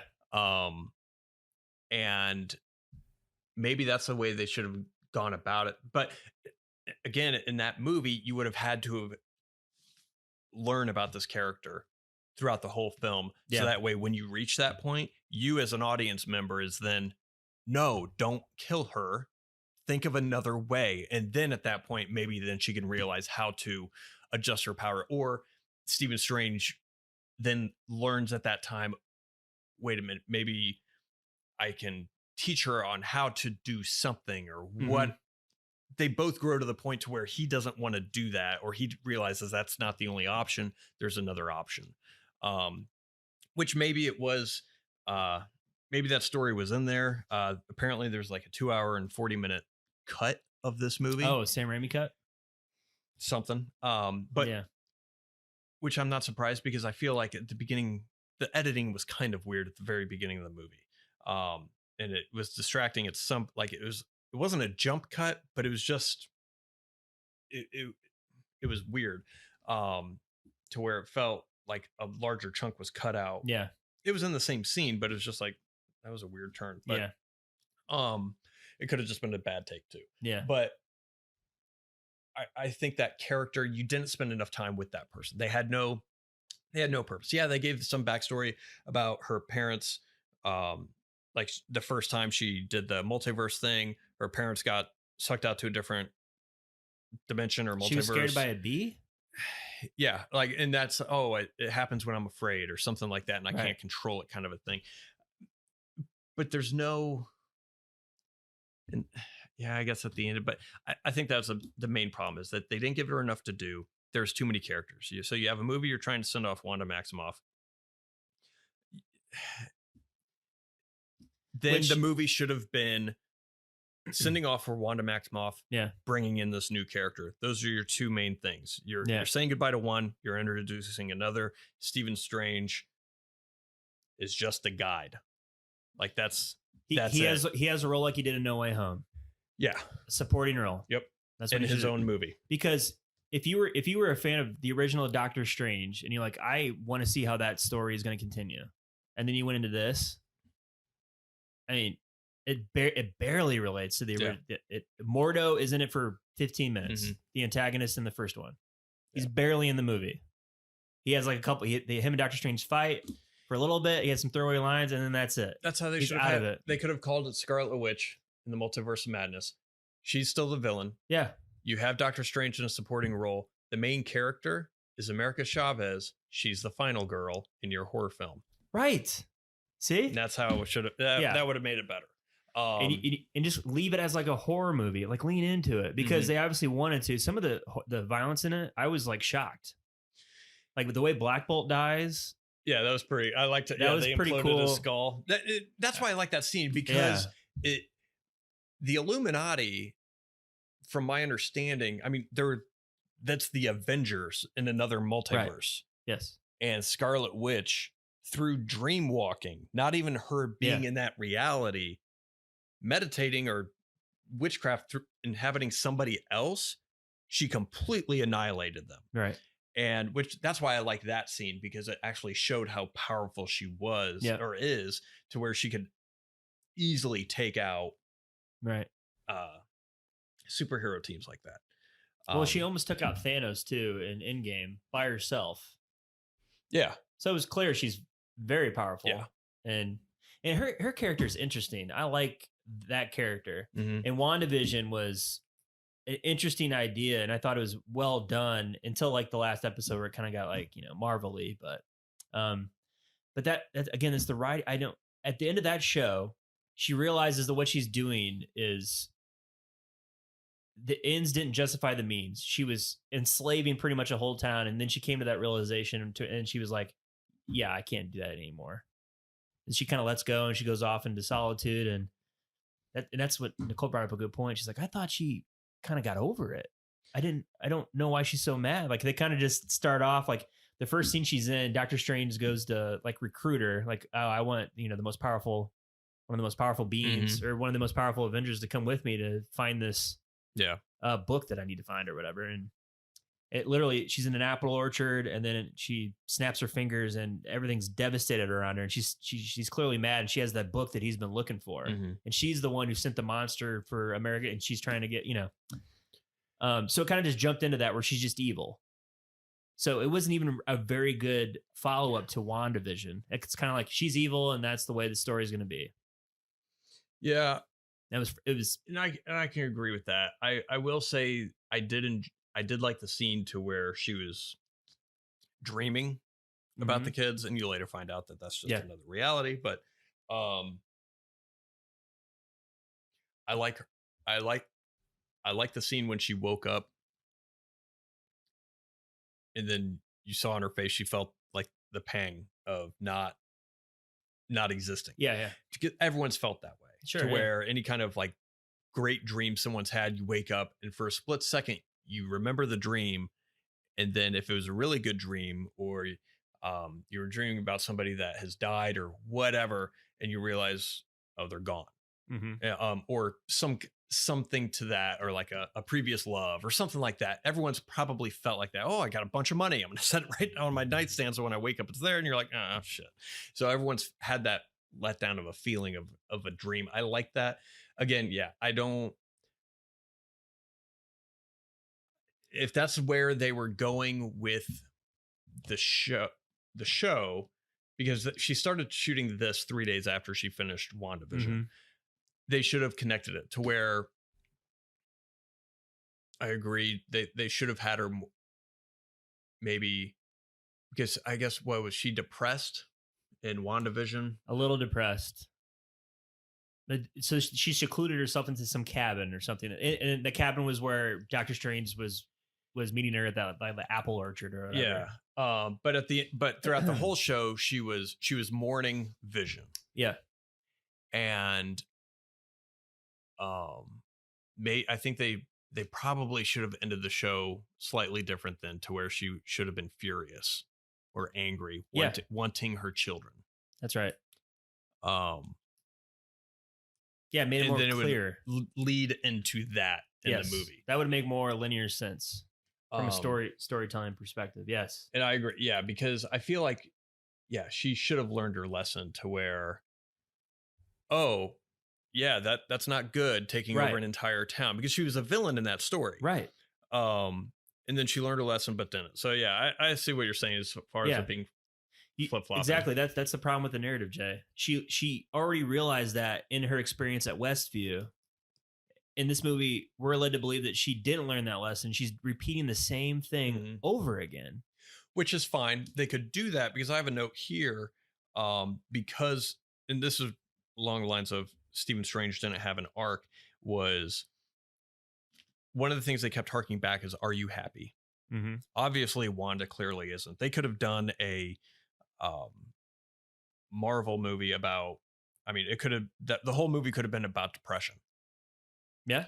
And there's two ways. You can succumb to depression, where you're just destroying yourself and everything around you,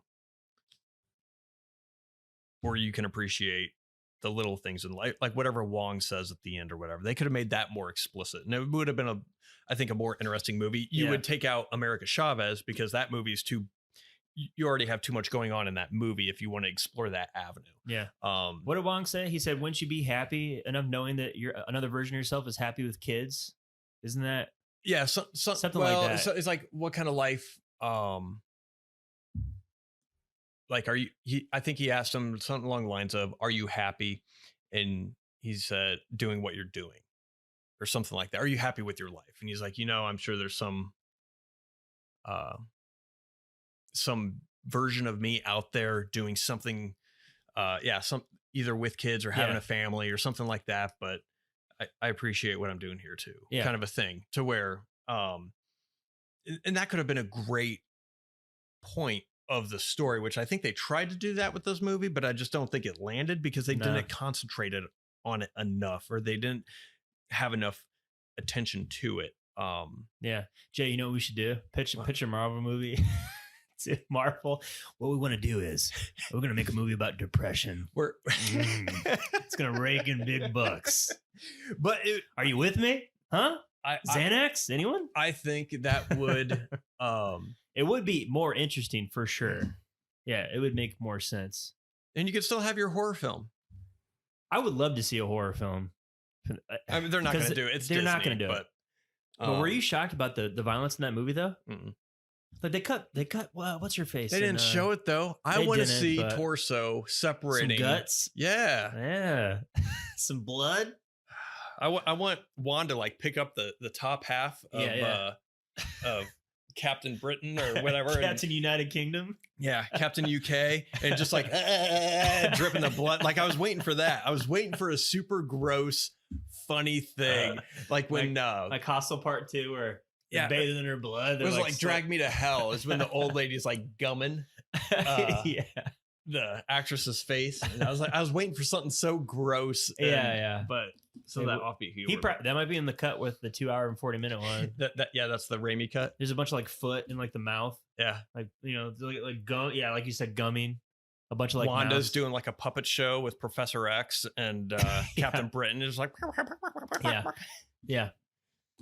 But yeah, that part of the movie was kind of fun though. I enjoyed like the Professor X cameo with the X-Men animated series theme that harkened back to my nostalgia days. I like John Krasinski as Mr. Fantastic. That's cool. That's good casting. It's in movie studios that aren't Disney. That's how you listen to fans, because that was a fan base idea was to have John Krasinski and Emily Blunt. Yeah, it's a good idea. Reed Richards and Susan Storm, and good idea. Yeah, great way to incorporate that into the movies instead of not listening to your fans, like Disney with Star Wars or DC with anything they do. And well, they just repurposed the movie and they put the in front of it to make it better. Okay, like the Batman, the Suicide Squad. Next is going to be the Aquaman, the Wonder Woman. Yeah, the Aquaman. Yeah, this time he's wet. Yeah, it's about to get all wet. It's gonna be all wet. Yeah, it's slippery. It's gonna get so slippery. Nah, but but I don't like the way he went out in it. Like he only had a couple lines here and there, and then he dies like the rug in Aladdin, which was the effect was stupid. And then of course Wanda kills the two guys first, and then it's lady battle for the guys are dumb idiots to get to die first, and it's lady battle. And then at the end of the movie, it's pretty much America Chavez and Scarlet Witch. Well, that's been a trope for the longest time, to where you can't have a man beating the shit out of a woman. Although I'm tired of the light battles. Quentin Tarantino did it, I guess. But yeah, I hate the stupid Captain America throwback. I could do this all day. Oh yeah, like. Give her some original dialogue. Give her something. Why are you giving him it's Captain Great Britain? Give her something else besides that Captain America line. Yeah. I like Lashana Lynch more than Brie Olson. I feel like Lashana Lynch has more gravitas as a superhero than Brie Larson does. Yeah, she has more she had more personality in that scene than what. Yeah. But I'm sorry, I don't like Xochitl Gomez as an actress. She's not that good. She's good. I like a CW show. As far as carrying a movie, no, she doesn't have it. Yeah. You can find somebody else to play America Chavez. And again, I think that's. I mean, I don't know. I haven't seen her in anything else. I IMDb'd her to see. I was like, oh, what was she in? That was she a nobody, or did she? Yeah, it was some. I don't. Whatever I saw she was in, I had no clue what it was, because I'm not a kid. So you're not a kid. You don't. You're not in the you're not researching the long list of filmographies of CW actresses. Yeah. Think who the next? Well, you're not a 12-year-old girl. But I think it's probably just because she didn't have much to do. Hopefully, yeah. I mean, they picked her. I feel like they picked her not for this movie, for that character. And but I don't know what the character's like in the comic books. I didn't know a character was called America Chavez in the comic books. I had to look the character up on the Wikipedia, which is fine. But if it's one of your main characters of the new Avengers, again, you'd have to. Who knows who America Chavez is? No one knows this. Have it be have it be a farewell to Wanda and have it be the introduction to America. Yeah. Doctor Strange as the guide. Because it should have been. I don't think it should have been a Doctor. It's not a Doctor Strange movie. Yeah. It's not. And again, Loki introduced this character Kang. At the end of Loki, Kang is like the all-knowing villain who creates timelines, and like he's the one that's like the puppeteer behind the scenes of like all the different various timelines. His name's Kang. Okay. The guy from the show, the H.P. Lovecraft show on HBO was called Lovecraft Country. Mm-hmm. The main character in that, the guy, is Kang. Okay. They didn't even mention Kang in this movie, the multiverse movie. You don't introduce Kang. It's just confusing, Jay. There's too many shows. I didn't watch too many movies. I didn't watch Loki. Well, there you go. And I didn't have any problem following the multiverse. I watched Loki, and it made me mad that they didn't mention Kang. But that's not. I thought for sure Kang was going to show up and be like one of the main like baddies in it. There's just too many shows, Jay, and they're having a hard time connecting everything, and it's all nonsense at this point. Yeah. And there were a lot of scenes in this movie that felt like a Disney Plus show, like when Doctor Strange and America Chavez are just walking the streets of whatever, or they're just dialoguing. It reminded me of like a Loki, or I saw one episode of Hawkeye. It's just generic, okay dialogue, which makes sense because the guy who wrote this movie wrote Loki, a Disney Plus show. Yeah. You made a comment, not on this podcast, but earlier, there was no quippiness from Doctor Strange. No. I wonder if that's a Raimi thing. Well, he didn't want the quippiness? He didn't have it in Spider-Man. Yeah, Bruce Campbell. But that's Bruce Campbell. I know. To where, Spider-Man's supposed to be quippy, but he wasn't that funny in the Spider-Man movies. he was more camp, more, I guess, more straight, and less humor. He had some lines in there, but you're right. He wasn't over the top like Andrew Garfield was in The Amazing Spider-Man. Yeah. And I don't think. And Tom Holland's not even quippy, Jay. It's Zendaya who's the quippy one in those movies. But Raimi does more camp and does more. Yeah. Because, I think that there were several emotional beats in this movie that I think worked really well. And I think that was a good job on Raimi, because Raimi's really good, I think, at emotional moments. And I think that's why the Spider-Man movies, especially Spider-Man 2, is so good, because he can build up those emotional moments and have them pay off. Yeah. Which I think worked well for Wanda's character. Nobody else.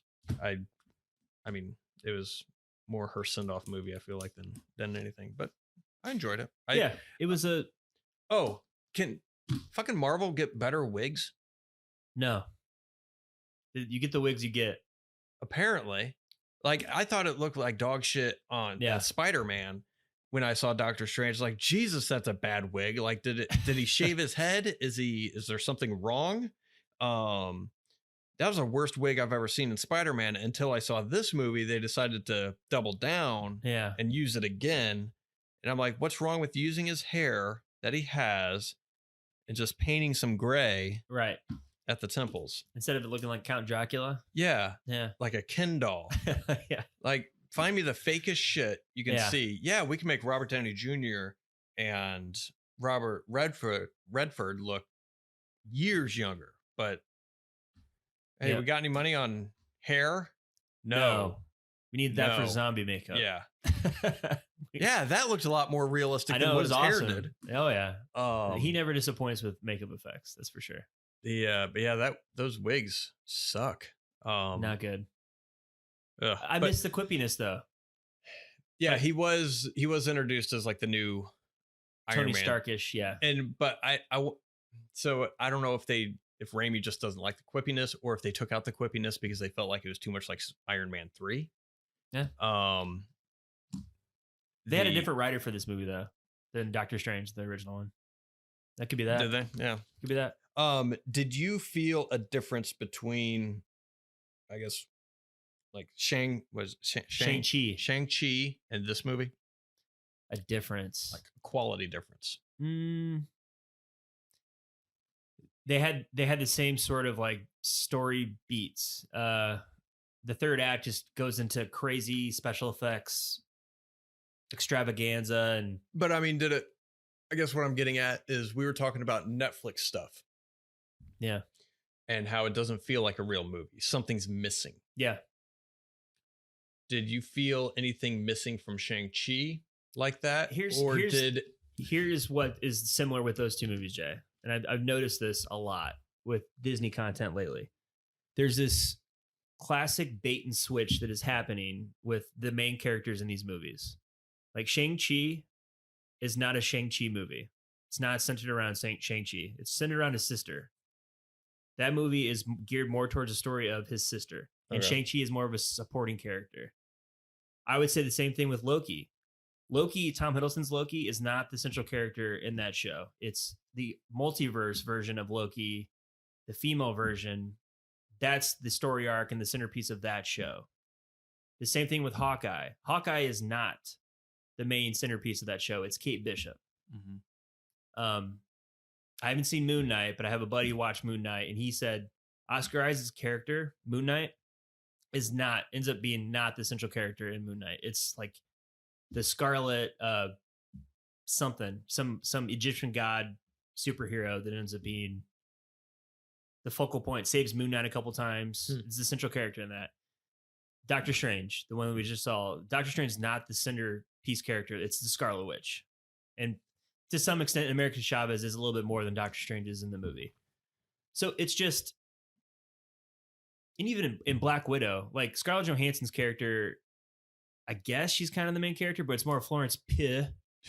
She's more the main central character in that movie than Scarlett Johansson is. Mm-hmm. So story structure wise, that's what I think the similarities are lately. It's just bait and switch. Like, oh, we're going to go see a show or a movie about this character, and it ends up not being about that character.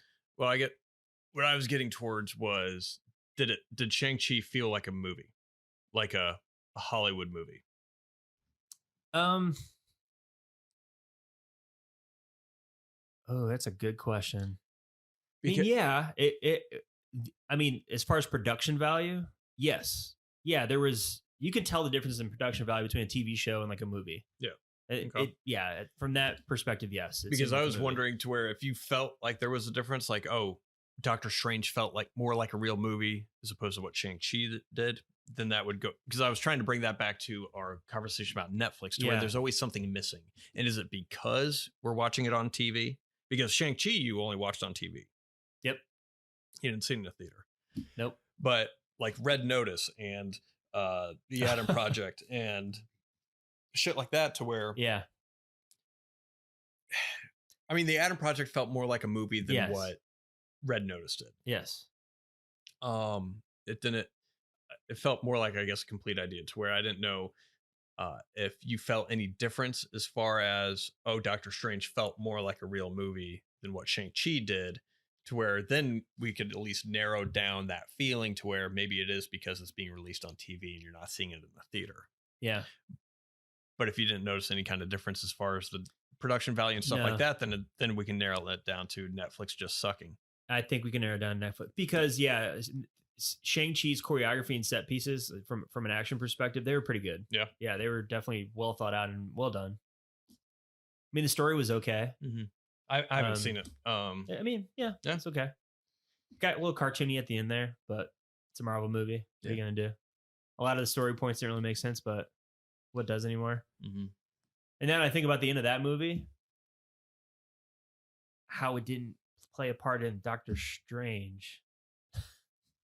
Well, because Wong's in Shang-Chi. Oh, is he? Yeah, he's in it. And the ending is Wong opens like a thing, and Shang-Chi, and then I can't remember what Awkwafina's character's name's in it. They walk in with Wong to like the Sanctum Sorum. What's the place where in New York, that building? Yeah, the Sanctum. Yep, or whatever. Sanctum thingy. They walk into that with Wong. Okay, so, and then the movie just ends. There's too many movies, Jay. Yeah. It's just crazy nonsense at this point. So, I mean, overall, I felt that it was just uneven tones, and they could have done way more with having fun with the idea of a multiverse. They didn't really capitalize on that. It was classic bait and switch. It was not a movie about Doctor Strange. It was Scarlet Witch, and I'm fine with that. If you just, I like the idea of sticking with the horror tone.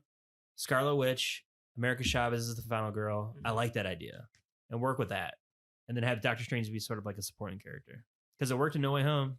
Yeah, they could have just left Doctor Strange out of it completely. Yeah, because his moral arc wasn't even that great, Jay, in this movie. Because you could have had, you call it Scarlet Witch and the Multiverse of Madness. Yeah, and to where America Chavez is just being chased.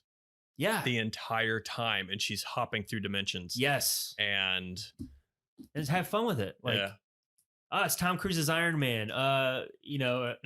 John Krasinski. You can do that again. I mean, you could just have fun with it. Yeah, I think that'd be pretty good.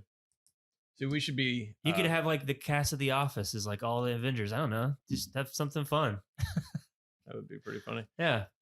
But I like how they introduced. I like that they introduced Reed Richards. I mean, that's great casting. Yeah, they can bring him back easily enough. The bumper car. Wait, Professor X. Yeah. So it's like Jeffries. We watched the skit from SNL when Will Ferrell comes into Jeffries. Hello, you guys. Excuse me. Which Christy said, really splendid. She never watched the animated series. Yeah, and because we were driving back to your house after the movie, and she's like, I had to stop myself from laughing so hard when Professor X came in. And I'm like, why? And she's like, he like shows up in this bumper car and it has this epic music playing. And she's like, I covered my mouth but everyone was so quiet in the theater. And I was like, do you ever see the animated series? And of course not. No. Of course, Christy. She wasn't a 12-year-old boy. No. Why would she? Why would she watch that? Yeah. And so I explained it to her. And I was like, well, that was his hover chair and the thing or whatever. But it cracked me up. She's like, he comes in this bumper car. And I was like, that is hilarious because we had that experience growing up. We knew what it was. It's not goofy to us. Yeah. It fit in that universe. It fit. Oh, for sure. For that. But yeah, just it was interesting hearing somebody's point of view on that has no association whatsoever with the animated series. And and that was a cool scene when Professor X goes into Wanda's mind to try to pull her out from the rubble. Yeah, and then the Scarlet Witch is behind him, and that was shows up in the mist. That was cool. Snaps her. Snaps his neck.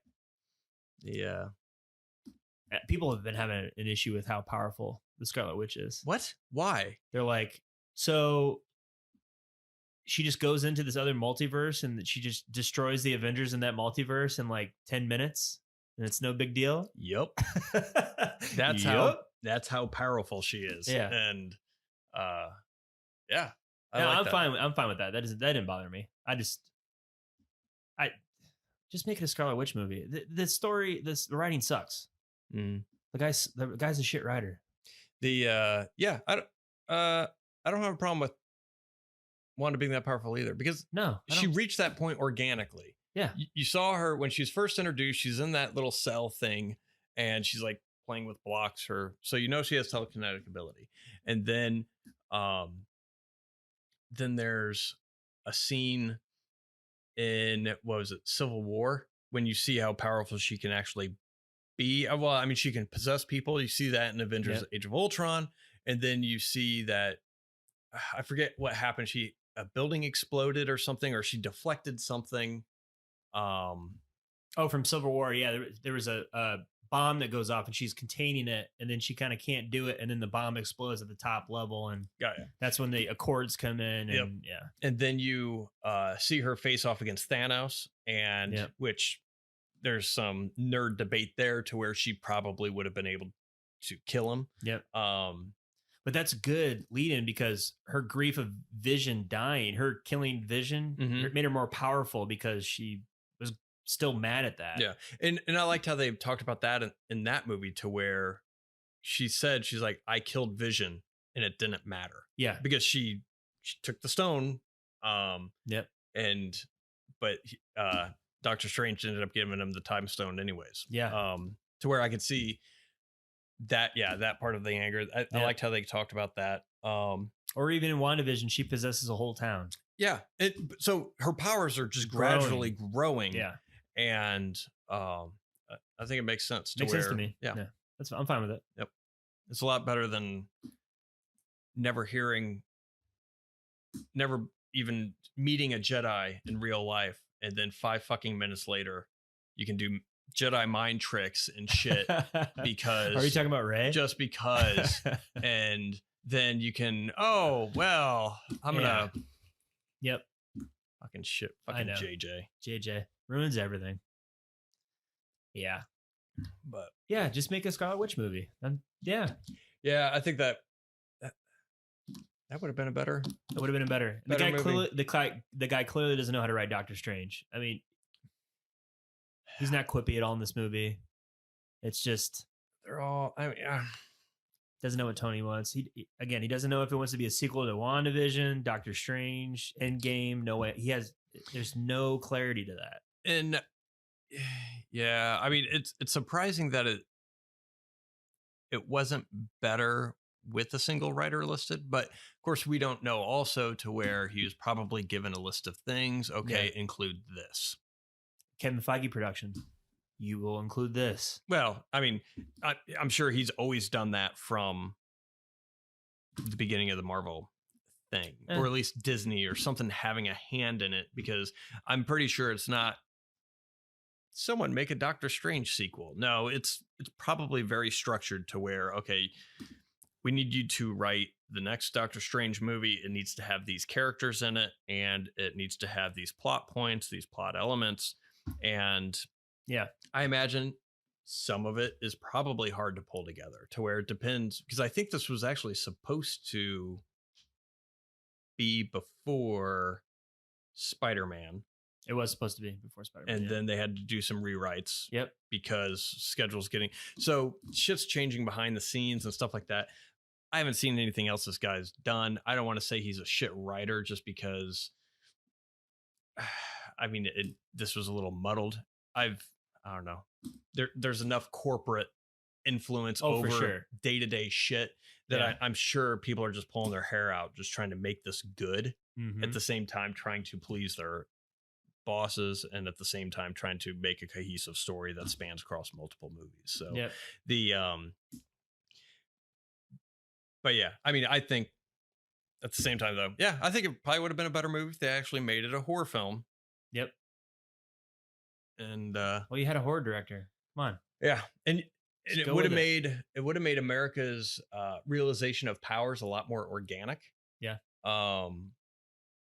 Especially if she had to figure it out on her own. Yep. Because I think that's being self-reliant is what makes a strong female character, not so much just being powerful. Yep. So, and but I tell you what though, I don't like this bait and switch strategy that Disney's doing right now. If I'm going to a Doctor Strange movie, I want the movie to be centered on Doctor Strange. You're not going to like Thor then, probably. Exactly. I guarantee you. Thor: Love and Thunder. Natalie Portman. It's going to introduce Lady Thor, and then probably another character that I've never heard of. And Thor is going to be like a secondary character. That's probably what's going to happen. Probably. And it's annoying. It's super annoying. No expectations. But it's brilliant. I can't knock the hustle. I get what they're doing. It's evil geniuses at Disney. Of course we're gonna go see Thor: Love and Thunder. Yeah. But no expectations. Just don't. You don't need to care about it. I know what these evil assholes are doing over there. these fucking assholes. But I think they're going to have. I mean, the original people are leaving. Yeah. This universe, and it's going to get to a point, I think, that they're going to stop making these for us. And I think they're already starting to do that. I think so. Because you're going to have America Chavez be a main character. Mm-hmm. We can't relate to her. Yep. We're too old. We relate to Doctor Strange. We relate to Thor. We really, because that's who hooked us. So now they're bringing in the young crowd. So I wonder, is America Chavez a popular comic book character? Know. I don't know. Because not enough to where, like, Iron Man wasn't exactly a very popular. I mean, it was a popular comic book, but it wasn't by no means on the level of like Superman or Batman or Spider-Man. Yeah, Iron Man was a weird choice to start off. Of the people in the Avengers, it was Captain America and Spider-Man are the most well-known outside of the X-Men. But you had such a great actor in Robert Downey Jr. carrying your movie that it worked. Yeah. So, and I didn't even read the comic. I didn't read Captain America comic books, but I knew who he was. Like I know who Captain America is. And Thor. I didn't read any Thor, but I knew his hammer. You knew, you knew Hulk. I've seen Adventures in Babysitting. Yeah. So I know who Thor is. Vincent D'Onofrio. That's right. Yeah. Yep. The first Marvel movie was. That's right. I know who Ant-Man is. Like I these are all familiar names. I know who they are. So I'd be interested to see a movie if you cast the right person. I will go watch that movie. Yeah, but I think part of it too is like they didn't give her enough to do. No. So I mean, it's a shit introduction for her character if they plan on her character being a major player down the road. Yeah. Or maybe it was just to introduce, and the Young Avengers movie is going to concentrate on them, because I think Miss Marvel is a Young Avengers. What's the difference between Captain Marvel and Miss Marvel? I don't know. I'm not that deep into the I don't care anymore, Jay. I don't care anymore. But that's another teenager. Yeah. I think. So you have those two. I don't know who else are. I don't know who else is in the Young Avengers. I don't know. I haven't even seen Eternals. I don't even know what that whole thing's about or how they fit into everything. Yeah. I know. I don't care anymore. I didn't care as soon as they had. Like I said, I wanted to see this movie because Sam Raimi was directing it. And I thought the concept of multiverse was be kind of fun, a cool movie, popcorn experience. It just didn't deliver it for me. Yeah. I was disappointed. It'll be interesting because they need to bring America Chavez cannot be bland. The new characters they're bringing in cannot be bland. Yeah. Or else that's going to be a problem, because I don't think, I mean, after Thor, you have Guardians. I think that's about it. But these people are getting to the end of their contracts. Like Thor, I think his ends next movie. Like this is his last movie. He's been playing Thor for 11 years. Yeah. That's crazy. Benedict Cumberbatch is taking a break from acting, but he said that he has no plans of stopping playing Doctor Strange. Taking a break from acting? Well, I think he's got like 3 kids and stuff. Oh, he's taking a hiatus? He's been in like 3 movies every year, I feel like. He's pulling a Cameron Diaz? Something. Yeah. He's just going to quit? He's going to say, you know what? But no, he said he's going to do Doctor Strange for like, he has no plans of stopping it anytime soon. Okay. So, I mean, but I feel like they need to introduce characters that people can follow. And I don't know if they're just introducing younger characters that we don't give a shit about because they want to keep getting that younger audience so that way they follow it for the next 15 years, because fuck us. We're old. So let's get the younger people in it because just because. So I wonder if they're trying to play that to where but I don't know. I think once Thor's gone, after next movie, of the original people, you have Spider-Man and you got the Guardians. Well, they don't have Spider-Man anymore. They lost the rights. It's on Sony right now. You think so? Yeah. Well, they're not. Yeah, they'll do a little rub and tug together. Not gonna. Disney will probably just buy out Sony and. Oh, please don't. Please don't. But you're Disney's gonna. But that's the. I mean, after Guardians and Thor, that's the originals. Yep. Gone. Yep. And I can't think of anything. I haven't watched Shang-Chi. Maybe I'll be really into it. I don't know. Yeah, maybe. But I think that's going to be an issue, is these kids. I guess they have Black Panther without Black Panther.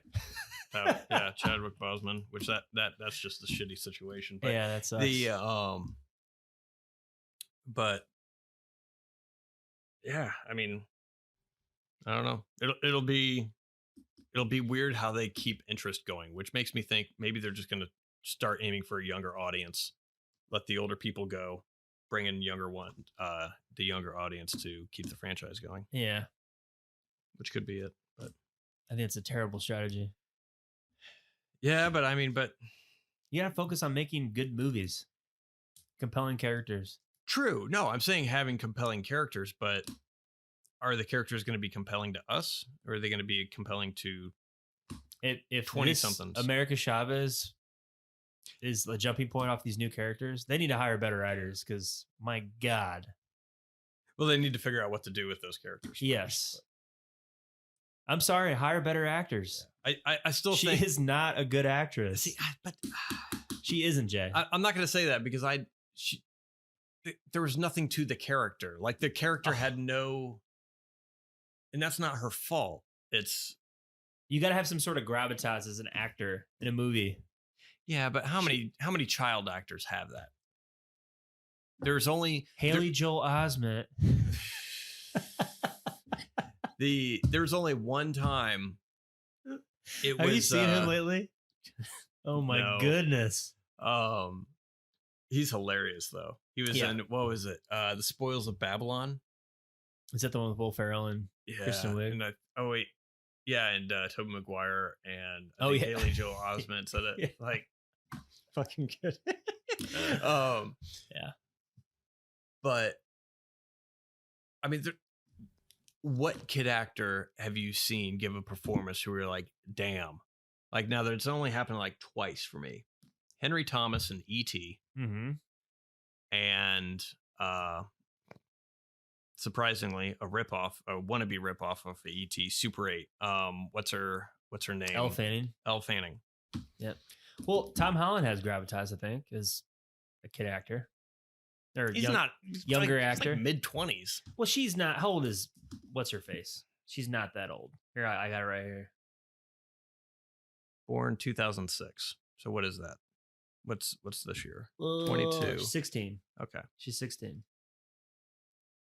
I'm not trying to shit on a 16-year-old here. I'm just saying she can't carry a movie.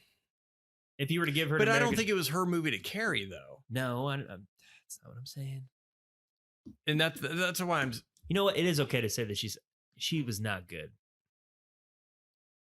She's a CW actress, Nickelodeon act, Disney act, whatever you want to say. That's fine. Yeah, that's fine. I enjoyed Nickelodeon and Disney shows as a kid. There's a time and a place for that stuff. That's fine. But as far as movie acting, no. Yeah. See, I don't know. I don't have teenagers, so I don't know how they would have responded to her character. Maybe they responded well, and I'm just an old codger. Yeah, could be. I don't know. But yeah, I feel like she was like inconsequential. Yeah, in the movie.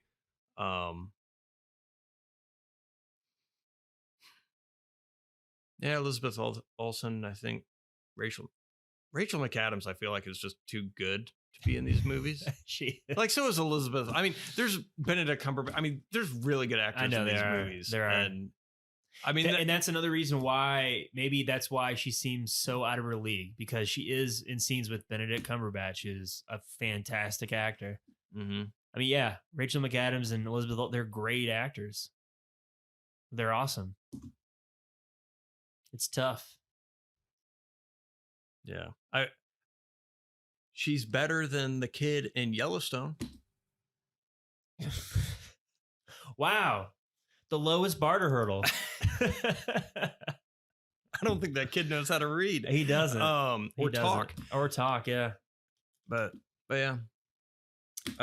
Anything else on? Nah.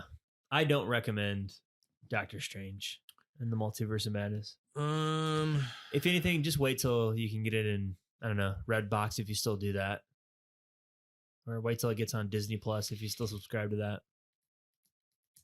I wouldn't waste if you're taking someone out on a date, $30 on some tickets, and then $800 on candy and popcorn and a slushie, whatever it is. What's the going rate these days after 8.5% inflation, Jay? Your arm.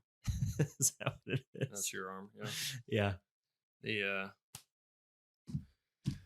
Yeah, I got nothing else. Yep. No, I thought it was enjoyable. I thought it was fun. Hey. I'm not a bitter piece of shit. Hey, agree to disagree, Jay.